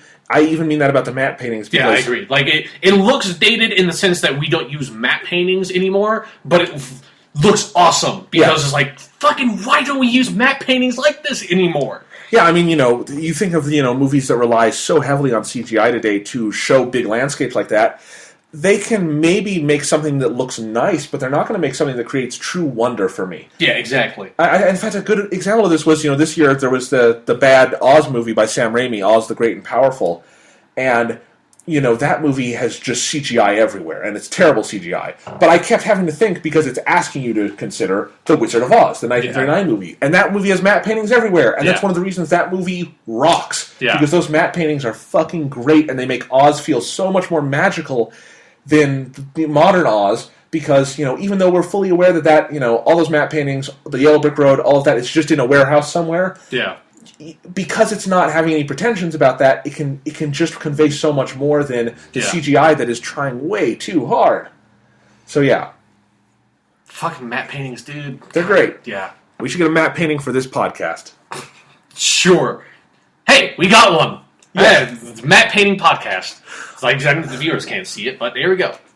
All right, so what else do we want to say about The Wrath of Khan? Oh, man. I'm still thinking about the matte paintings. Yeah, the music. James Horner's score. This was the first. This was the first score James Horner ever wrote for a film, and it is still so far and away his best. It is just a great fucking score. I think, to me, the best Star Trek music comes down between this and Jerry Goldsmith's score for Star Trek: The Motion Picture, much of which was recycled for the Next Generation theme and some other parts of the Star Trek verse. But James Horner's music here, the theme he composes, is really, I believe, mostly contained to Wrath of Khan. I know James Horner composed Search for Spock, but I don't believe he uses any of the major motifs there. this really is the Wrath of Khan music, and I Yeah. think this movie is so good that it's good that this movie has a musical identity that exists outside the franchise at large. Like, it sounds like Star Trek 100%. Yeah. But it's something different, and I think it underlines the emotions of the scenes, the wonder of the scenes, the sadness in some cases, and I think this, that naval submarine kind of style of warfare, it also fits that really well. Yeah. Yeah. Like, particularly I think the most notable, not already existing Star Trek theme is the Khan theme itself. Yeah. Like like that, fucking great. Every time Khan's ship comes up and that starts playing, you're like, fucking Shit's about to go down. Yeah, like there's like great shot where like it starts on the Enterprise on like the one side of the planet, and it's like it's playing the Enterprise music, and then it like goes up, and the Enterprise theme slowly transitions into the Khan theme when it goes over to the other side of the planet, and Khan ship's there. It's great. Yep. Fucking great. Oh, yeah. So the music's great, visuals are great, special effects are great, Acting's great. story's great. Yeah. I mean, really good writing, too. I mean, Star Trek is not without often... a doubt. Just the dialogue in this movie, fantastic. Yeah, and the dialogue's fantastic. It makes such good use of, like seeding a thought there and then like bringing it up, particularly like you said, like with the end, like ties so much stuff together, especially with like, I love this whole scene where Kirk initially is like, how do I feel? I feel old. That whole speech he gives, that's fucking great. And then it sort of comes into the end where he's like, I feel young. Yeah. And you realize, like, at this point, it's like, okay, like, you've seen Spock die, but you've sort of have been able to live, you've been able to be a Starfleet captain again, which is something you've been looking to like, something you kind of, like, pushed away, and now you realize this is a big part of my life, so that's kind of making you feel young. And then he finally gets his, like, son now, and it's like, I've got my son, I can kind of have this life I thought I left behind. Just like, he can feel young again. I love all those little callbacks in the dialogue. Yeah, I think, God, the ending to this movie is so good. The overall thematic thrust of the movie is so fucking perfect. Even though I like a lot, I really like and maybe even love 3 of the 4 original series movies that follow this, it feels like Wrath of Khan should have been it. I mean, this movie in a lot of ways, I kind of agree. It just feels so complete and such a perfect punctuation mark on the lives of these characters. And I mean, my biggest problem with Search for Spock, honestly, when I watch it, and I like that movie a lot more than a lot of people do. I like that movie too. It's a fun movie. But the biggest problem I have when watching it is it has to work so hard to undo so much of what this movie did. Yeah. Not just, and I think a lot of that is, I don't care as much about them bringing Spock back to life as much as thematically they have to kind of go back on a lot of this, especially the stuff with the Genesis planet itself where they make it into this thing that's falling apart and dying and just sort of, Wrath of Khan feels like such a complete experience where if you touched any parts of those stories again, you inevitably have to unravel them a little bit. Yeah. And, it's okay in the end. I mean, eventually, Nicholas Meyer came back for the actual last original series movie, Undiscovered Country, which is as good a send-off as you could ask for. That's a great final film for those characters. But it's not quite Wrath of Khan, and, nothing would ever be again. Yeah. I mean, I do have to say, like, with Search for Spock, I really like that movie, but I have never liked that they brought Spock back. I've always, like, because it also just feels really, like, all the explanation just feels dumb. That's, like, an aspect of Star Trek I've never liked, is, like, it gets, like, weirdly mystical in some places of, like, particularly with, like, the kind of the Vulcan telepathy and that kind of stuff, where it's like he seeds his, like, fucking personality and bullshit into Bones. It's like, that's dumb. Don't do that. And that's what I mean. It's just, it's something where, if they were going to do more original series movies, they had to bring Spock back. And I can understand trying to do it without Spock, but there'd be no point to it creatively. Yeah, there'd always be this really massive hole. Like, Spock is such a huge dynamic, and how that works in such a huge part of Kirk himself as a character. Yeah. It's like, having Kirk but not having Spock is kind of fucking pointless. Right, and so it's just, it's such a tough thing to do, and I think, to their credit, I think the idea, what I love about the movies that follow this, Search for Spock and Voyage Home, is that they take 2 full movies to get out of that. Yeah. It's not Spock's back in the first scene of Search for Spock, and even when they get him back at the end of that movie, a lot of the arc of Voyage Home is about Spock coming back to normal, and it's, these things are not taken for granted, and that's nice, and that's good, but, it always, Wrath of Khan, I don't think about this when I'm watching the movie, because it is so good, I can see it on an island. But when you watch the movies that follow it, they feel slightly hollow because of that. Yeah, I agree.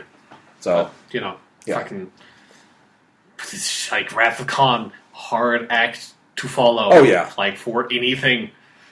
God. And, I think, one of the best things I can say for the best Star Trek has done since then, like the Star Trek '09 movie by J.J. Abrams, is that they learn from Wrath of Khan. Yeah. And they follow on that without just repeating it. Mm-hmm. Which is why there's been all these rumors since, and I should say neither Sean or I have seen Star Trek Into Darkness or read anything about it. We're not been spoiled on it. But obviously, when Benedict Cumberbatch was cast, there was all these, or whoever, even before, when they realized that they were going to make another Star Trek movie because Star Trek '09 made a shit ton of money, everyone was like, they're bringing Khan back, right? Because he was in Star Trek 2, and they're doing Star Trek 2 again. So, and everybody loves Khan, so let's do Khan again. It's like, I don't know. Yeah. Maybe they did something fucking stupid and Benedict Cumberbatch is playing Khan. I don't fucking know. But when you're thinking about all that, it's like that would be to me the absolute wrong path to go. Don't just repeat what Wrath of Khan did. And then also, not only don't repeat it, but it is literally impossible for them to repeat it because it's like you need the time. The Kirk being old is the most important thing to the entirety of Wrath of Khan. You cannot do Wrath of Khan. You can't do Khan having his obsession without Kirk being old, unless Khan's whole thing is that Kirk bullied him when he was a kid. Fucking. You need this huge amount of time for the hate to gest. Okay, I would watch Benedict Cumberbatch bitching about, you bullied me as a child, Kirk. Now I shall bully you. Remember the day on the playground? You took my lollipop, and now I'm going to take your life. And the lives of... Khan! Yeah.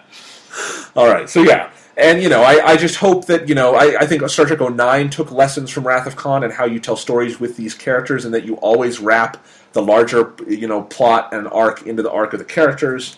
And I hope Star Trek Into Darkness does that as well. But, there will only ever be one Star Trek 2. Dude, well, yes, because they're not calling this next one Star Trek 2. So you're right. There will only... For the foreseeable future, there will only ever be one Star Trek 2. Until they reboot the franchise again, there will only be one Star Trek 2. Yes. But I think, Wrath of Khan is just so fucking great. Yeah. One of the best movies we've ever talked about on this podcast. I'm glad we finally talked about it because I think it's, realizing over the course of this conversation, it's one of those movies that gets better the more you talk about it. Yeah, there's so much going on. It's so thematically tight and so thematically interesting. Yeah, it's definitely... It is not a watch and you forget kind of movie. It is a watch and you're like, holy fucking shit kind of movie. Yep. Alright, so that's Wrath of Khan. You want to move on to Doctor Who? Yeah, I think so. Alright, Sean, this was a Doctor Who... we had been looking the fuck forward to. Yes, for a very long time now. Yeah, so this is Nightmare in Silver, episode 13 of the season. It's the first episode. Thank you for using the proper ordering. As we finally come around, this is fucking episode 13. Yes. Episode 7 of the current run. Fuck you. Alright. But no, it's Nightmare in Silver, written by Neil motherfucking Gaiman. Yep. Now, Sean, tell us why it is exciting that Neil Gaiman has returned to Doctor Who. What has he done before? Well, just in terms of Doctor Who, he last season did one of, in my opinion, the best episodes of Doctor Who of all time, The Doctor's Wife. Fucking... In which the TARDIS was personified in a human body. Yes. And the Doctor finally got to talk to her. Yes. And their love was illuminated. Yeah, and then just before that, Neil Gaiman is just a absolutely fantastic author. One of my favorite sort of like authors still doing stuff today. I think most notably the stuff that he's done that I really personally love is the series of Sandman graphic novels that I could not recommend enough. They're some of the best things I've ever read. It's like easily some of the best graphic novels ever written. So I'm a huge fucking Neil Gaiman fan. Obviously, I'm a huge Doctor Who fan. You put the two together. It was awesome the first time. Sure shit was going to be awesome the second time. And hey, I was right. It was awesome the second time, too. Yeah, so overall thoughts. What did you think of Nightmare in Silver? I thought it was a really great episode. We just watched it like a couple of hours ago before recording this podcast, so I'm really fresh off of it, but just like immediately I want to say it's the best episode of the season. Yeah, I think, it's... I've seen some weird reaction where people want to compare it to The Doctor's Wife. It is absolutely not The Doctor's Wife. And to me, that's a good thing, because trying to follow up on that would be pointless, because he said everything you would ever want to say in that kind of episode in that episode. Yeah. Like, The Doctor's Wife as an episode was so tied into Doctor Who as a show and like the past mythology. Like it went to the very roots of the show in a way that kind of feels like Stephen Moffat wants to do with his whole name of the Doctor bullshit, but is obviously going to completely fail at. Neil Gaiman completely succeeded at in the Single Doctor's Wife episode of just like tying something so simple to the core of Doctor Who, the Doctor and his relationship with the TARDIS, and it's like that's what that episode was, and it was fucking amazing. Yeah. And this was obviously you can't do that for every single episode. You shouldn't, but because most of the episodes would end up being shit if you tried to do that. This was a very it's an episode of Doctor Who type of episode of Doctor Who. And it had definitely had a lot of feelings of, bringing back sort of how old Who was structured in a lot of ways. And I thought it was great. I really like how this is sort of like the thing with most of this season. Whenever I just get an episode of Doctor Who that just feels like it's an episode of Doctor Who, I'm happy. When it's an episode of Doctor Who that feels like a great episode of Doctor Who, I'm fucking ecstatic. Yeah, I think this is what I was going to say, is that, no, this is not the Doctor's wife, and I want that to be the last we speak of that, because that's not important to talk even about. Trying to say whether or not this is better or worse than the Doctor's wife is impossible, because they're trying to do so completely different things. But here's my overall take, is that at what it is trying to do, it is just about as successful and equally satisfying to me. Yeah, because, I agree. We just talked about Wrath of Khan and being so tight. This is as tight an episode of Doctor Who as you are going to get, where every piece of this episode felt so finely crafted and finely calculated, and it all pays off in really satisfying ways. And more than anything, it's just fun. It is just such a fun episode of Doctor Who, and so creative, so imaginative, uses the characters so goddamn well. Yeah. And just so much fun. Great episode.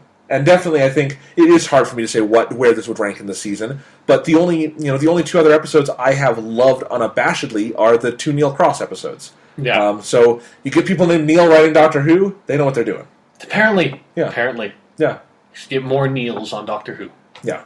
So, and I don't know if this episode for me had anything as a moment that was as high as Rings of Akaten's ending with the Doctor's big speech. Yeah, but this is an episode that builds to that. Yeah, Rings of Akaten very much felt like an episode that's he had the idea for that big moment and that big speech, and a lot of the episode was written around trying to get to that moment, and that's sort of where the major flaws from the episode come from, is there's just moments that feel like filler trying to just get to the end. But, the thing that's about Nightmare in Silver is just that even if the individual highs do not hit that, the consistency of just how fucking good this episode is. There are even in episodes I think we've really liked this year, like Asylum of the Daleks and the Snowmen, and so that there are individual moments that just kind of, it's like, oh, well, that was a bad decision, or this little piece of it was messy. But just Neil Gaiman's script here and the direction and everything about it feels so consistently done and executed. Yeah. It's just fucking great. Yeah. Without a doubt. Where do you want to start with this one? I say we start at the beginning. All right. Well, okay. That's actually a good question to ask. November 23rd, 1963. There's a girl named Susan Foreman who's going to Coles Hill School, and she meets a couple of teachers named Barbara and Ian. Don't worry. When we get to the 50th anniversary, we'll let you tell. We'll let you do it. I'll go through the entire history of Doctor Who. Okay. Sean's oral history of Doctor Who coming November 2013. It's going to be a long one. Yes. If you've ever heard a Game of Thrones or Lord of the Rings audiobook that's 50 hours long, it'll have nothing on this. Yeah, I'll be dead by the end. Rest assured. All right. So anyway, but yeah, starting at the beginning, I mean, this episode, now that we've seen it, I think we can obviously say, the kids were a Neil Gaiman idea. They're part of the episode, part of the fabric of the episode, and so they had to seed that in the previous episode, Crimson Horror. And as we said, there's a very clunky scene at the end of Crimson Horror. Yeah, the end of Crimson Horror, it's dumb. Really dumb. But in so many ways, dumb. But. So that's my question to you here. How do you feel the kids were used coming out of that into this episode? I think they were fine. I think the acting was not... that is probably the biggest negative, is that, most child actors are not good. These child actors were not particularly good. They weren't as awful as child actors can be, but it was the lowest point of the episode for me. But they are not hugely prominent. They don't have a bunch of scenes. They're more important as plot points than they are as characters. And so it's okay. Yeah, do you think they were important to the fabric of the episode? Yeah, I think so. I think you needed them to be in that position. You needed to sort of have something at risk for, and then they're sort of important at the beginning of the episode of because the TARDIS lands in this sort of space amusement park thing, and I think they're kind of important to sort of breathe life into that setting at the beginning, and then become objects of, hey, we need to save these kids because it kind of suck if we let these kids die after we just kind of took them on this crazy adventure in space and time, and their parents had no idea about it. It would really suck if Clara had to go back home carrying their dead bodies, right? So let's not let that happen. Yeah, and I think, more than anything, I think it's a smart decision to me because, and that's smarter the more I think about how it reveals different relationships, but you have to, because the Doctor and Clara are separated for much of this episode, you have to give each of them something to work towards, and they can't just be working towards each other. Yeah. Because that's not the most interesting thing to do. So having them work towards this thing in the middle, which are the kids, it illuminates what's important to Clara, that this is something, that obviously is part of her life back home. Yeah, and I really liked what that revealed about Clara's character. Yeah. How protective she was of the children. I really liked that. And then they also reveal something about the Doctor where he's less enthused about the kids than... I mean, the Doctor always wants to protect life. Yeah. But, this is about Clara for him, that he really is invested in his, friendship with Clara, doesn't want to fuck it up by killing the kids. And so I think it just creates this interesting dynamic between those, three sets of characters. Yeah. So that's really interesting. And I think... I've got a very similar vibe. I hate to make the comparison again, but very similar vibe here at the beginning of this episode, at the beginning of Doctor's Wife, where it's you enter it and you see all these... So a lot of the imagery and the ideas are that's Neil Gaiman, that's Neil Gaiman. Just the idea of this big, dead amusement park in space and the different characters you see. Yeah. And there's this quirkiness to it, but it's a very controlled quirkiness. Yeah, it's there's the one dude who comes up who's very Willy Wonka. I like that to the point of having a cane and golden ticket. Yeah, exactly. Yeah. Yeah. He's got a golden ticket. Yes. So that was fun, and I think, then we meet Warwick Davis. Yeah. And I did not know he was going to be in this episode. I did, and I was so excited, but yeah. Yeah, I was like... Was that a nice surprise? Yeah! I was like, holy shit, that's fucking Warwick Davis. Warwick Davis he's great. I love him. I love Warwick Davis, too, and I think we both had the same feeling when he showed up, which is wait, he hasn't been on Doctor Who before? Yeah. He just feels like one of those actors who is so tailor-made to be on Doctor Who, it's crazy he hasn't been on Doctor Who yet. Yep, yeah. And the only disappointment is that because they used him here, he cannot be the 12th Doctor now. Warwick Davis would be a pretty awesome 12th Doctor. Yeah. I'd watch the shit out of that. Yeah, so would I. All right, so anyway, but yeah, Warwick Davis shows up, and I think this is an example of a character that, this is how I think I really like how Neil Gaiman writes this episode, where his character Porridge is not hugely important from a plot sense for a long time, but they spend such a good amount of time just building his character and getting to know and like this guy that when the revelations come about him later on that he is the Emperor, which is not a big surprise. I don't think it's meant to be a big twist. It becomes pretty apparent when the Emperor's missing, and there's this weird midget dude who's there's something really sort of kind of noble and upstanding about him, but also kind of really world weary. He has that whole, just that great speech with him and Clara where they're talking about the cyber wars that happened 1,000 years ago, and there's that galaxy that's dead, and he's I kind of feel like a monster sometimes because I think about how hard it must have been for the dude who pushed the button, and he doesn't think about all the trillions of lives that were lost. And it's this dude's probably the Emperor, because that's the kind of shit an Emperor would be thinking about. But it's not in a, that's really obvious kind of way. It's that's... It's very natural, and I think, it's just a very clear, dramatic, plotting method of you save the revelation or the actual, reveal of this until it's most dramatically satisfying. Yeah. And so when this happens and you find out who he is, it's, you figured it out by then, but it's the emotionally the right time for him to come out with this, and those last couple scenes are just dynamite because they're paying off on so much that has been established. Yeah. Yeah. So Warwick Davis he's really fucking good as that character. I hope we get more with this character. Yeah, me too. Especially, I like the whole sort of setting of the human empire, the 5000s version of what humanity becomes in our far-flung future on Doctor Who. It's I would like revisiting this particular setting and this character because he's fucking cool. He is. And just some great stuff with him. But yeah, so the actual plot of the episode obviously gets underway when we start seeing the Cybermen, and I think that's the next big topic to tackle is, how did you think they used the Cybermen in this episode? I thought it was great. I'm really happy because... You need to go back on this and explain that. So the Cybermen, going way back, they were introduced in the 10th Planet, the first Doctor serial. They're sort of the monsters that helped the first Doctor regenerate into the second Doctor. Helped might be a nice word for it. But and then they also proceeded to be in a bunch of second Doctor stories, prominently Tomb of the Cybermen, which is one of the best Doctor Who stories ever of all time. and then they sort of were recurring villains past that point.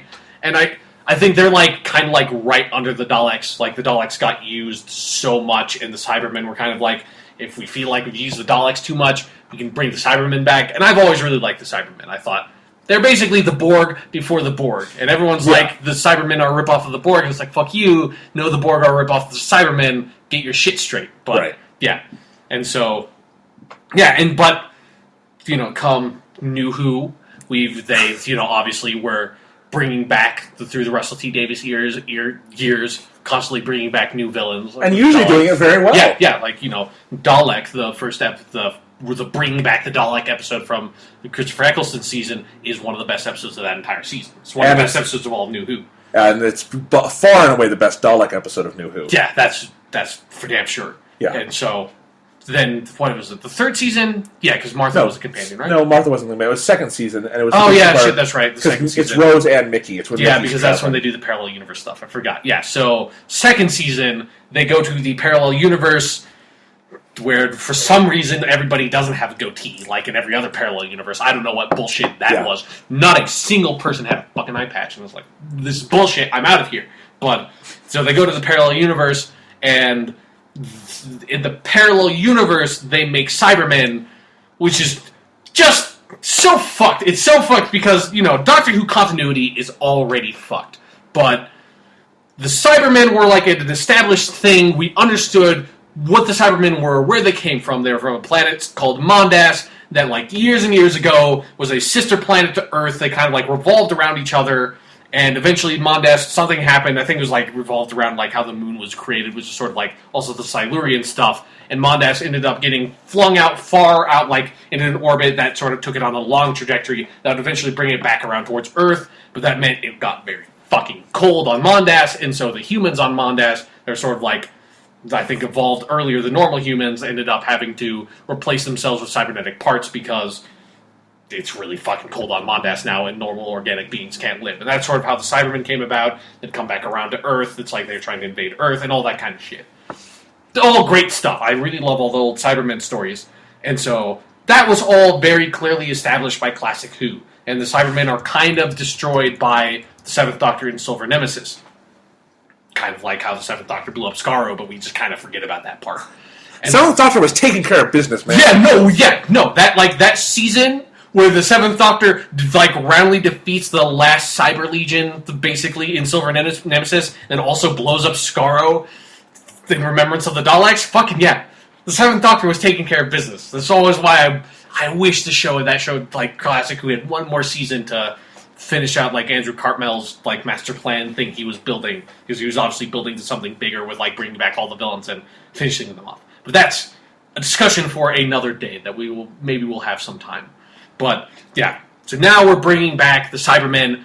We know how the Cybermen existed. We know they were kind of defeated, but the Daleks were completely defeated, and we brought them back, so they can come up with something interesting for the Cybermen. But nope, in this New Who, all of a sudden we're in a parallel universe, and the Cybermen are created in this parallel universe through, like, completely different bullshit. And it's like... And then they start saying stuff like delete, like that is somehow their catchphrase, that has always been their catchphrase, which has never been their catchphrase. They have never fucking said delete. That is not a Cyberman thing.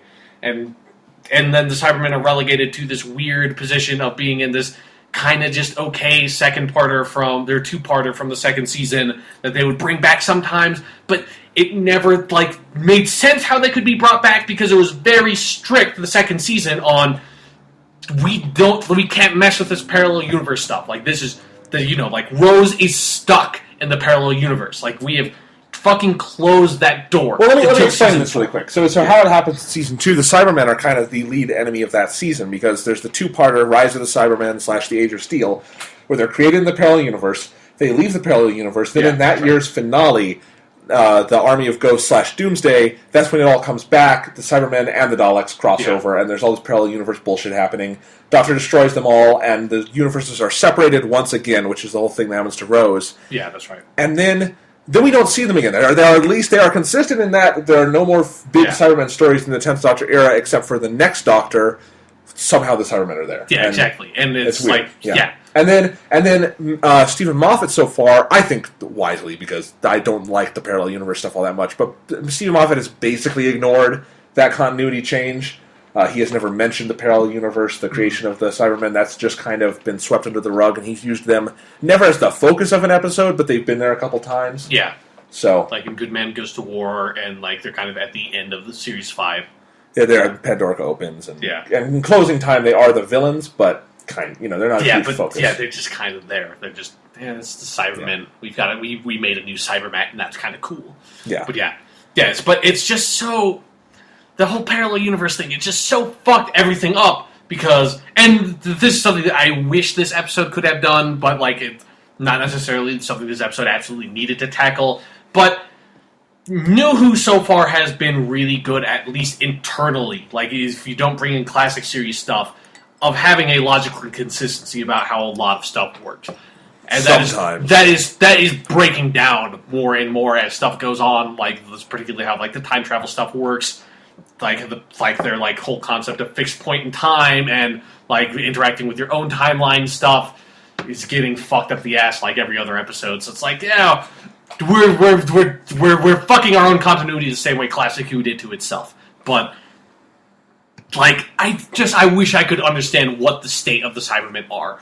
What are the parallel universe Cybermen? How is and what happened to this universe's Cybermen? Why did the parallel universe have such a completely different way of the Cybermen coming about? It's really frustrating because it's the origin of this fucking monster creature that is such a big part of Who throughout the run of the show. I'd like to have some understanding of where they come from now. And this episode doesn't do that. But this episode at least doesn't make them into sort of the bastardized version of Cybermen that were the parallel universe version of Cybermen that didn't have that origin, that didn't really act like Cybermen, that said shit like delete, that at least their design was kind of cool, but was a bit too far away from old Cybermen for my taste. It's they were just they really felt because I started watching Doctor Who with New Who, so that was my first introduction to the Cybermen, and I always thought they just felt like imitation Daleks. I was always thinking oh, they wanted new Daleks, but they're humanoid, and that's it. That's very much what.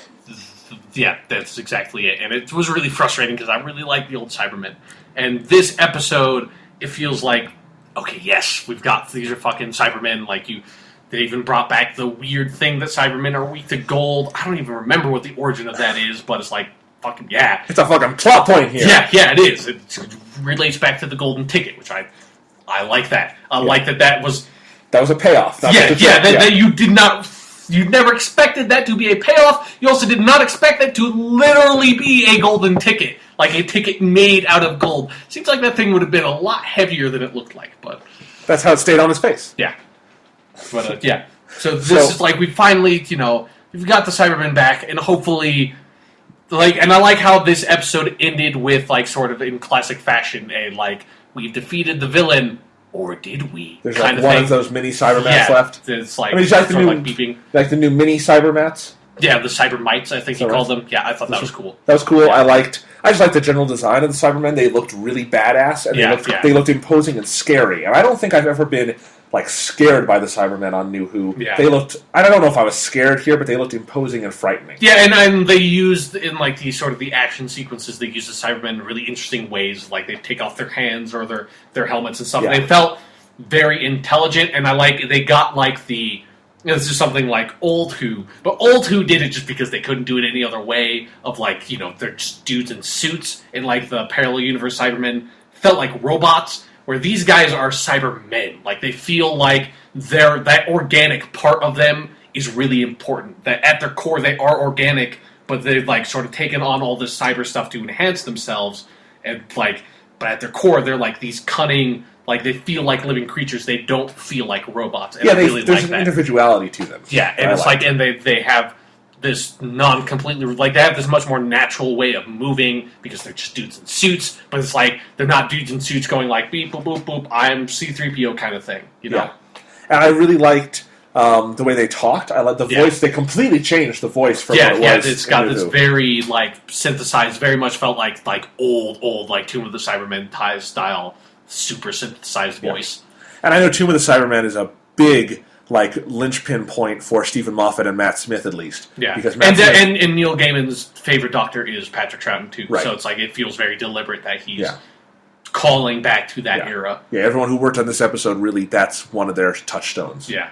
So anyway, that was cool. So I just think they used the Cybermen very well. Yeah. But I also think they were wise enough to recognize that this episode didn't need to be like quote unquote about the Cybermen and there's threats. Like there's still other stuff going on. I don't think the Cybermen and I don't think this about the Daleks either. I don't think they can carry, generally speaking, an entire episode on their own or on their own threat. You have to have other things because going they're on. These like faceless enemies. Yeah, like there's it's like fighting a brigade of stormtroopers.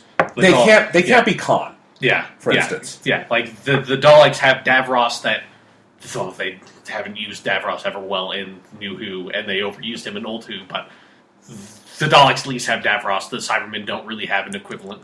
Yeah, and so, but anyway, I mean, they used them very well, but they used them in a limited fashion, and I think this is the next thing I want to talk about, because it's kind of the next big thing, the revelation of the episode, but in terms of the actual threat, most of it is all done by Matt Smith, because he gets his mind taken over, he gets the cyber implant thing on the side of his head, and then from that point on, I mean, we've talked before about episodes where Matt Smith is carrying the episode. Yeah. He is really carrying this one. Yeah, because he's playing the Doctor and the primary antagonist, the cyber planner that is like in his head. And I love the idea that the cyber planner, when it gets into the 11th Doctor, it winds up taking on a lot of personality traits. Yeah, I really like that too. And like as it slowly sort of like assimilates more and more of his brain, it becomes slowly more Cyberman-y and like a lot more menacing and clever, but in like really like kind of like frightening ways.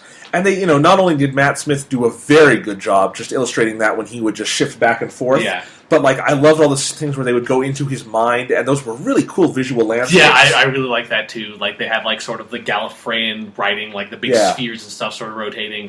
And it was just him and the Cyber Doctor talking, and it was just a really cool dynamic and really interesting to give the villain a face and make it the Doctor, and have the Doctor have this internal fight he had to do. And God, the writing in this episode is so fucking great, and the Doctor, I was just laughing my ass off at every other thing the Doctor said. Yeah, they just fucking Neil Gaiman.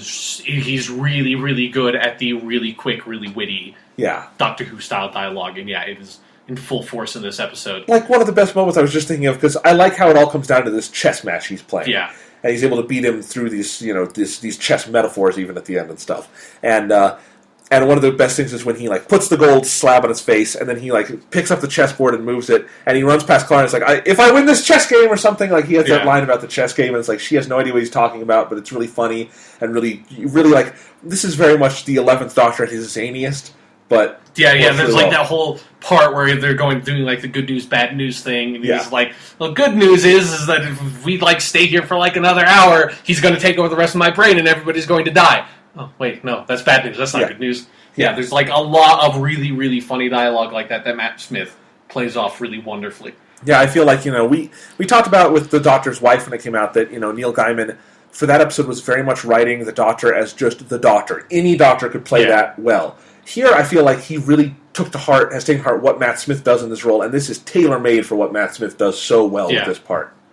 I still think this writing has the same effect to me of I can see so many other Doctors playing these lines. Absolutely. I mean, there are certain ones that's like John Pertwee's Doctor. He wouldn't say stuff like this, but no, and I absolutely think that's still true, because it's just good Doctor Who writing will always do that. Yeah. But it still feels like the specific things he's having the Doctor do feel so tailor-made to what Matt Smith does best on this show.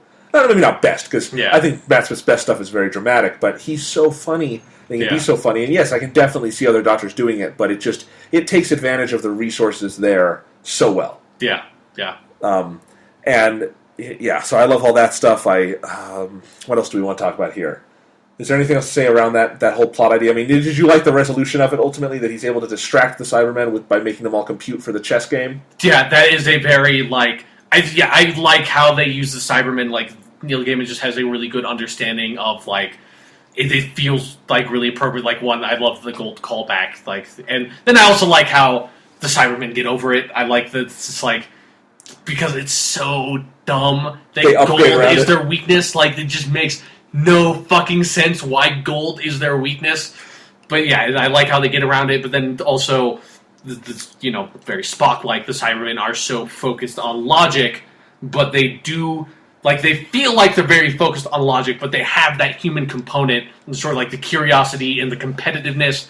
And it's like, I love that contradiction of the Cybermen. That's like they're trying to act like they're all about logic, and they're trying to act like they are just these robots, but they aren't. They are Cybermen. They have an emotional element. Like, clearly, the Cyberplanner, like, part of it is that he's like trying to integrate Matt Smith's or the Doctor's brain, but it's like clearly he has emotions here. Like, clearly, in order to have that intelligence, you have to have some amount of emotion, and like not understanding that contradiction about yourself is what gets you fucked when you're not realizing I'm being over emotional in this situation because I assume I have no emotion, and now I'm letting the Doctor do what he wants. Yeah, I think that's a thing, in the end with the chess match that could easily come out as a Deus Ex Machina, just given the size of the threat. But it feels so organic to who these villains are. It feels very, very appropriate, and it is a very good, like, Doctor Who style resolution that we have not gotten in a while, of the Doctor doing something legitimately clever to try to win the day, and something that you weren't really expecting coming, where he's like saying, it's like, I can win this game in 3 moves. You don't know how he's going to use, like, what that means, how that's going to help him get out of the situation, until you see the Cybermen stop, and then you're like, oh shit, that's how this works. And it's like, it's legitimately clever, and sort of catches you off guard, whereas a lot of Doctor Who resolutions recently have been like, we save the day with the power of love, kind of thing. It's like, fucking, that's dumb! This is Doctor Who, let's do something a little more scientific. Yeah, and just like, the whole point of the show is that the Doctor is not an action hero. Right. He wins the day by being clever, and in a very, like, sort of Odyssean fashion. It's like, that's what I love about that character. What I love about characters of this mold. It's like, it very much felt like, we got that in this episode. And I think that's part of why this episode just felt so Doctor Who-y to me, and so essentially Doctor Who, because the Doctor's never doing action in this episode. Yeah. He has to run a little bit, because everyone's got to run. Yeah. But other than that, I mean, he is sitting at a chess table debating with himself. Yeah. And that's just like, that kind of epitomizes how the Doctor would tackle this kind of situation. Mm-hmm.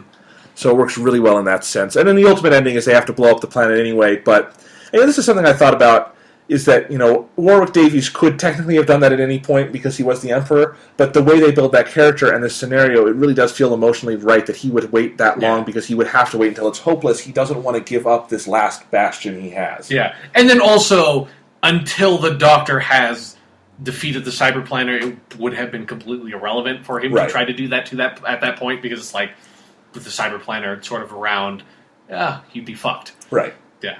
So, it works really well. I love that, Okay, here's the thing. I saw that when we were watching the episode, you were really happy they used the phrase transmat. Yeah, they used it multiple times. It's like, I don't know, was it Invasion of the Dinosaur one? Was that the one, like, earlier this season that they did that? No, it was like a couple weeks ago. It was...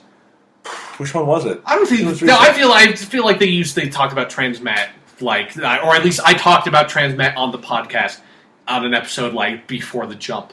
Okay, well, maybe it was that. It could have been dinosaurs on space. Yes, because they were transporting between the two ships. Transmatting. Yeah. For fuck's sake, Jonathan. Yeah. But yeah, like, I'm not going to go over my whole spiel because I gave it there. But yeah, it's a very specific Doctor Who thing that came from the second Doctor's era of, like, we don't call it transporting, we call it transmatting. And it's like, it's a very specific Doctor Who terminology that only exists within Doctor Who, and it always disappoints me when people use transport, because it's like, that's Star Trek bullshit. Like, anybody can transport, only Doctor Who transmats, and it's like, you gotta use it. You gotta use it because you have it, and fucking Neil Gaiman uses it, so. Yep, that was fun. And I like that they are all transmatted up to the Emperor's spaceship, which was a really cool design. Lots of great visuals in this episode we'll talk about a little later. But yeah, that was fun. And then that whole final scene where they're on the ship and sort of, this is a very classic Doctor Who thing to do, is you finish the adventure about, 5-10 minutes early, and then just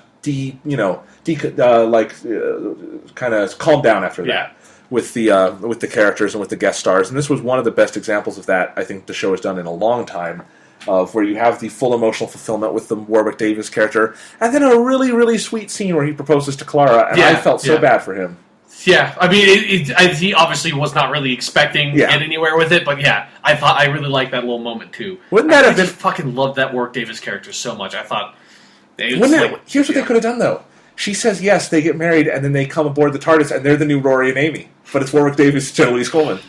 And Warwick Davis is the emperor of fucking humanity. Yeah, sure. Yeah, he doesn't have a lot to rule over anymore. Yeah. So why not just go travel the cosmos? Yeah, exactly. Yes. Now I am sad for the show that will never be. Oh well. Anyway, so that's a great ending. Yeah. Good stuff there. And I thought, this episode did something similar to recent episodes where it talks a little bit about Clara being the impossible girl without advancing the story. Yeah. But it still felt a little more significant here because it was better written. The characters felt more like themselves than they have sometimes. And so it was like those reminders didn't just feel like empty reminders to me that Stephen Moffat put in a later stage, but something organic to, Doctor. Yeah, it felt because like it mostly came up when the cyber planner was sort of going through the Doctor's memories, and it's like it felt like that's a very appropriate and natural way to bring that up without it feeling like we're reminding you about the series arc thing that's going to be resolved in the next episode. Yeah, and because I think the thing is, if someone was invading the Doctor's mind, that would be on his mind at this point in time. Yeah, obviously that, and then a slideshow of his regenerations. Yes, which I like to think of. He just has on a constant slide in his head. Yes, it's pretty cool that you. My hair did look like that back then. Jesus. What was I thinking? So, and I really liked that detail of you saying, we're at a stalemate here because I could just regenerate you the fuck out of here. Yeah. It's like, that's one of the things that's just great about having Neil Gaiman write the episodes is that it feels like he is so familiar with the show that, like, they almost never bring up regeneration unless it's an episode where the Doctor regenerates. I love that it's just like, they remind you that is a card that he has on the table. That's like he, for all the danger the Doctor is in, he can't regenerate from absolutely anything, but almost anything he can regenerate and sort of like get out of that immediate situation for himself personally. And I like how it's like he remembers that card is technically on the table still. Yep. So that was nice. Yeah. Let's talk about some characters. We talked about Warwick Davis already and Matt Smith, but we talked recently about how some writers like Mark Gatiss have had absolutely no clue how to write Clara. Yeah. And I think Neil Gaiman wrote Clara very well in this episode. And it felt consistent with the best of Clara we've seen before, like the character that, and we've talked a little bit about, maybe we'll talk about it a little bit in a while here, but Clara has felt a little inconsistent in this run of episodes because just the way the story's been structured. But the general image of Clara I have felt like what we saw here, but developed more than what we'd gotten before. Yeah. And Jenna Louise Coleman ran with this material as far as she could. Wonderful acting from her, and I just like seeing just how strong and confident and really forthcoming she was, and just as a good leader, I liked putting her in that leadership position and seeing how she excelled at that. Yeah, I agree. I mean, I think Jenna Louise Coleman is really good as she has always been, and obviously Neil Gaiman is giving her some really good material here, and I like her a lot, and I think like completely standalone apart from like anything else revolving around her as a companion. I think like her role in this episode is really great, but it just also kind of highlights for me what's so frustrating about Clara as a companion, that we don't have her properly developed in any really significant way. Like it feels like that the whole like her being the impossible girl thing and her like having died and all that shit is so overbearing on that character that we can't just have that character be just a character, which is sort of why it feels like a lot of the other writers have not had a good handle on how to use her in any real way, because she doesn't have this really properly developed personality like all the other New Who companions have had. Well, it's like we were talking about before the podcast opened, that Stephen Moffat is good at tying story arcs into character development when he's able to actually connect them. Yeah. And that's why Amy Pond was such a great companion. Yeah, like the 11th Hour is, one of the best Doctor introductions, but probably the best ever companion introduction. Because, I mean, obviously you can't pull that card of, like, he, like, knows her when she's a little girl, and, like, that is such a powered, like, effective device for getting to know that character. But, like, that is such a great companion introduction, because by the time you leave that episode and you go off into space with Amy, you have such a firm understanding of who she is as a character, like what she likes, what she doesn't like what her personality is, why she's leaving with the Doctor. You have such a firm grasp on her as a character that feels like not only did it make it so much fun to follow her along, because it felt like all the character development was really significant because you had a strong base to develop from, but it felt like all the other side writers had such a strong base to work with that she felt like such a consistent companion no matter who wrote the episode. And sadly, there really is no base here for writers to take with Clara. Yeah, exactly. And and I actually think, this is just a symbol of Stephen Moffat being a sloppy showrunner this year. Even if that's not the case, a good showrunner could finesse that and make it work, even if the foundation is not there. Episode 1, you should have, ideally, a writing staff, not just random people who come and write the episode, then you just make it in a vacuum. That's not how it should work, and that's how a lot of this season has felt, sadly. Yeah.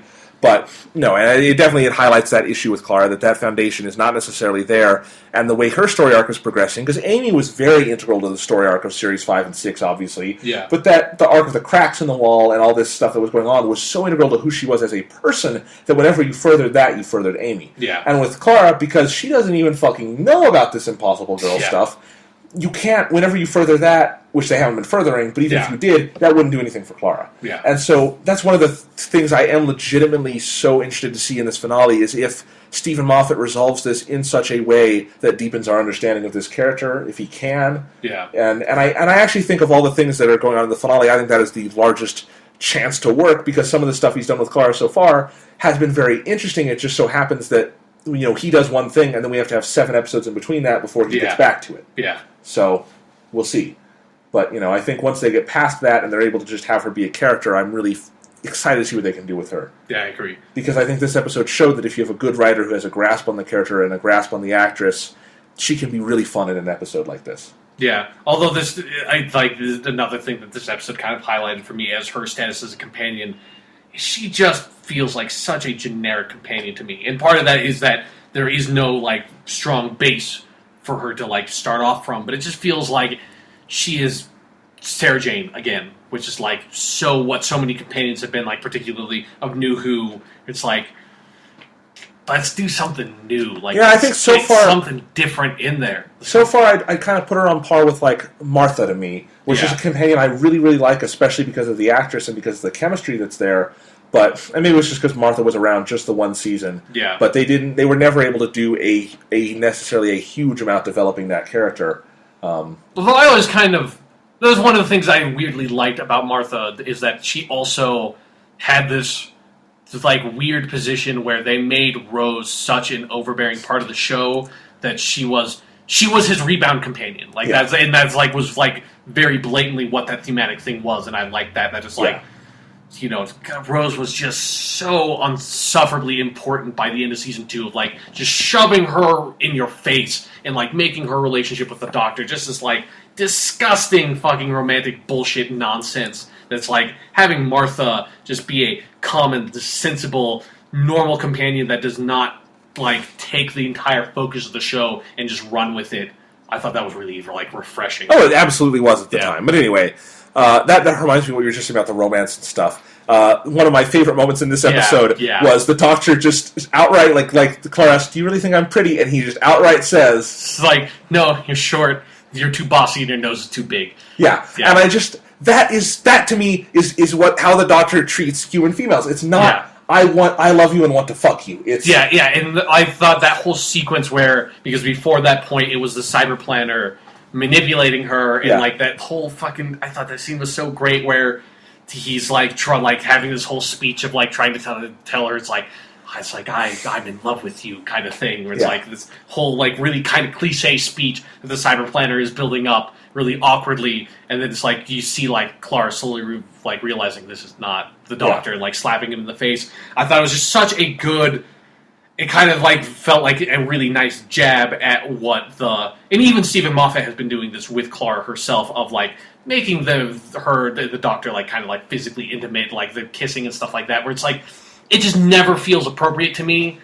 Although I will say, I think over his run, Stephen Moffat, I really like that he was able to immediately redirect the Doctor from the David Tennant era to... Obviously, it was really overbearing in the David Tennant years, but it was, it was still present in the Matt Smith stuff, even if they would then play it off as when Amy kisses the Doctor and he's kind of thing. It still felt like it was too much there, and then obviously with River's song, it's very much there in a way I still don't believe. It's more believable with her character, but still not the Doctor just can't have a romantic relationship with anybody. That's just so impossible for that character, especially if that romantic relationship is with a 20-year-old London girl. No, God no. Yeah, well, David Tennant, he had so many emotional problems. It was okay that he naturally became the Time Lord equivalent of a pedophile because of it. Yeah. But yeah, that whole sequence where they definitely feel like they make a jab at it, where it's like, Clara realizes that Doctor would never fucking just slaps him in the face and like, do you really think I'm pretty? It's like, no, I don't. Yep. It's like, yeah, you look like some sort of ape creature to me, but. And I just love that. I love it whenever we are reminded that the Doctor has a very alien perspective because he's an alien. Yeah. So that was nice. But what else do we want to say about Nightmare in Silver? I mean, the production values on this one seem to me to be the highest of this season. I agree. It felt like they did the same thing from the last season when with the Doctor's wife, they gave a lot of money to the Neil Gaiman episode because he's got a big imagination. Yeah, and it needs a budget to be able to pull that kind of stuff off. And yeah, I thought there was not a moment in this episode where I was like, that is a really terrible effect. No, it all looked great, and it just, even more so than The Doctor's Wife, this one just looked, the visuals screamed Neil Gaiman. It just felt like he was up there on the screen, his visual ideas. And part of this is, you did some detective work here. Yeah, there was something that was like kind of fun where after we watched the episode, there was something particular about the direction, particularly in the first half, where they use a lot of really powerful, like, kind of primary colors, like a lot of like just like red lights and green lights that like sort of like overwash the set. That I really like that aspect of the direction, and it reminded me a lot of a TV show that was made in like the mid '90s that Neil Gaiman wrote that then like later became a book that I think the book's way better, called Neverwhere, and it was sort of like this BBC miniseries that really fucking low budget, and it had a very similar direction style, and I was like, I wonder if that's the same, this guy who's directing this episode, I wonder if he was involved in Neverwhere at all, because it was like really directly, immediately reminded me of it, because I haven't thought about that fucking show in years. I watched that when I was like a sophomore in high school on Netflix, and so then I looked it up, and it was like, fuck, he was like the first assistant director on the entirety of Neverwhere, so... Yeah, so the director's name is Stephen Wolfenden, so... Yeah, even more than The Doctor's Wife, this is like Neil Gaiman top to bottom. Yeah, exactly. Like, this dude's like worked with Neil Gaiman before in like a TV show that style. he very specifically, that was Neil Gaiman's TV show. Like, he wrote the whole thing, so. Yeah, so that was really cool. I just think, they did so much fun stuff with the visuals. And Murray Gold, again, great music. And I thought one thing I thought was really interesting here is just how much Murray Gold adapted his own usual style to fit the style of this episode. It sounded like old Who music to a certain degree. He made it was not the huge sweeping symphonic thing we usually get from Murray Gold, which I love. Yeah. But it felt more appropriate to this episode. And I mean, that's actually one of the best things about Murray Gold as a composer, is that he tends to he has no ego in this. He usually adjusts his composing to what the episode needs. Yeah. And this was a good showcase for that. So, anything else to say about Nightmare in Silver other than great episode? Yeah, great fucking episode. So, is this the best Cyberman episode of Revive 2, Sean? Yeah. Like, no contest. It's not really going up against anything, but yeah, without a doubt. Like, the next best one would be Closing Time. I wouldn't even think of that as a Cyberman. Like, I forgot the Cybermen were in that episode until you brought that up before we recorded the podcast, so. Yeah, Closing Time is definitely the second best episode of New Who with the Cybermen in it. Yeah. So, in any case, that's Nightmare in Silver. And at the end, we got a preview for the finale, which we'll be talking about next week, The Name of the Doctor. What did you think of that preview? I think that episode looks like it's going to be a mess. Like, I don't know how that episode's going to work. It just seems like there's so much stuff he's going to have to cram into that episode that we saw how that panned out last season with The Wedding of River Song, where he had to deal with like a fucking fraction of the kind of stuff he has to resolve for this. And that episode's a complete mess. So yeah, and I don't have a lot of hope for that one. The only cause for optimism, and this is simultaneously a cause for pessimism, but because it's a lot of stuff he's got to work with. But there are, the most recent BBC description for the episode says something about how this is like the episode revolves around Trenzalore, which we heard about at the end of last season, which is Doctor Who, which is apparently the one place in all of space and time the Doctor cannot go. Now, I don't know what the fucking reason for that is, but there are a lot of places in space and time the Doctor cannot go to. I Trenzalore, not one of them, as far as I'm aware. So we'll see. Anyway, is Trenzalore a name that's ever been said before? No, definitely not. But anyway, what I was going to say is I've just been looking through some clips recently and some quotes and stuff from from older Stephen Moffat episodes, and just looking at them, and it seems like if you look at like Dorian's speech from the end of season 6, and a lot of what the Doctor says in the finale to series 5, and even some of the stuff from the first River Song episode with his name, and I think the in that episode. When you find out River Song knows the Doctor's name, there's a line about how the Doctor would only reveal that under one circumstance. So it feels like when I look at all these things, they are all pointing towards one event, even the explosion of the TARDIS. The silence will fall when the question is asked. And so the only thing that causes me optimism, and as I said, simultaneously causes me pessimism, is that Stephen Moffat has been building to this. He clearly has some kind of plan, and he's been building this for a long time, and he looks like they're all pointing to the same place. This is not a diffused story he's telling. He's been wanting to lead to one point, and it's a point that he's very enthusiastic about. And, I want to wish that there's some elegant, nice way he has to tie all this together, and I just can't believe that that's possible, seeing what we've seen recently. Especially because there are, like, two huge wrenches in, like, that, for me, is, like, in that preview one, like, we're getting another new monster. That's the big thing for me, too. That's, like, for fuck's sake, what were the Silence? God damn it, we're not bringing the Silence back now. What were they? What did they have to do with anything? So who fucking knows? We're getting a new monster, and then Clara's plotline, which clearly he would not have been building up to from, like, all the way back in Series 4. Like, she has nothing to do with River Song. She hasn't even met River Song yet. So, trying to deal with Clara's bullshit, unless, like, Clara's River Song or something super dumb like that, I don't see any easy way to introduce a new monster, do something interesting with a new monster, resolve the Clara plotline, and deal with that, and, get us to a place where we can do something with the companion. Unless it's and tie up a River Song thing he's been building up since Series 4 that has gotten super fucking kind of, I feel, overbearing, recently. River Song, I think, has come up too much. At least she hasn't been, in this season at all. But she was in Asylum. No, she was in Angels Take Manhattan. Oh, that's fucking right. Okay. And it was a waste of an Alex Kingston. Yeah, exactly. It just feels like River Song has become just way too common in the show. I never minded the River Song stuff in Series 6 because that was the story of that season, and it felt like they were done at the end, so I didn't mind that. They felt like they were done at the end. We did River Song, and it's like...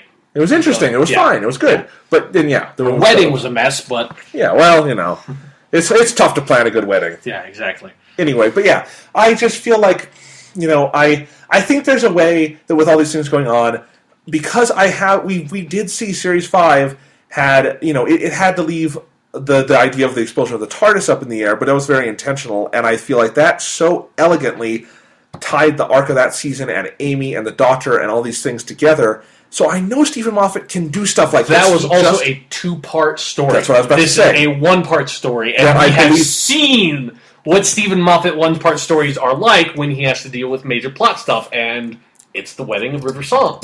Yeah. And there are these reservations for me, but it's just and it's confirmed to be a 45-minute episode. It's not even extra length. So it's 1 minute longer than the Neil Gaiman episode.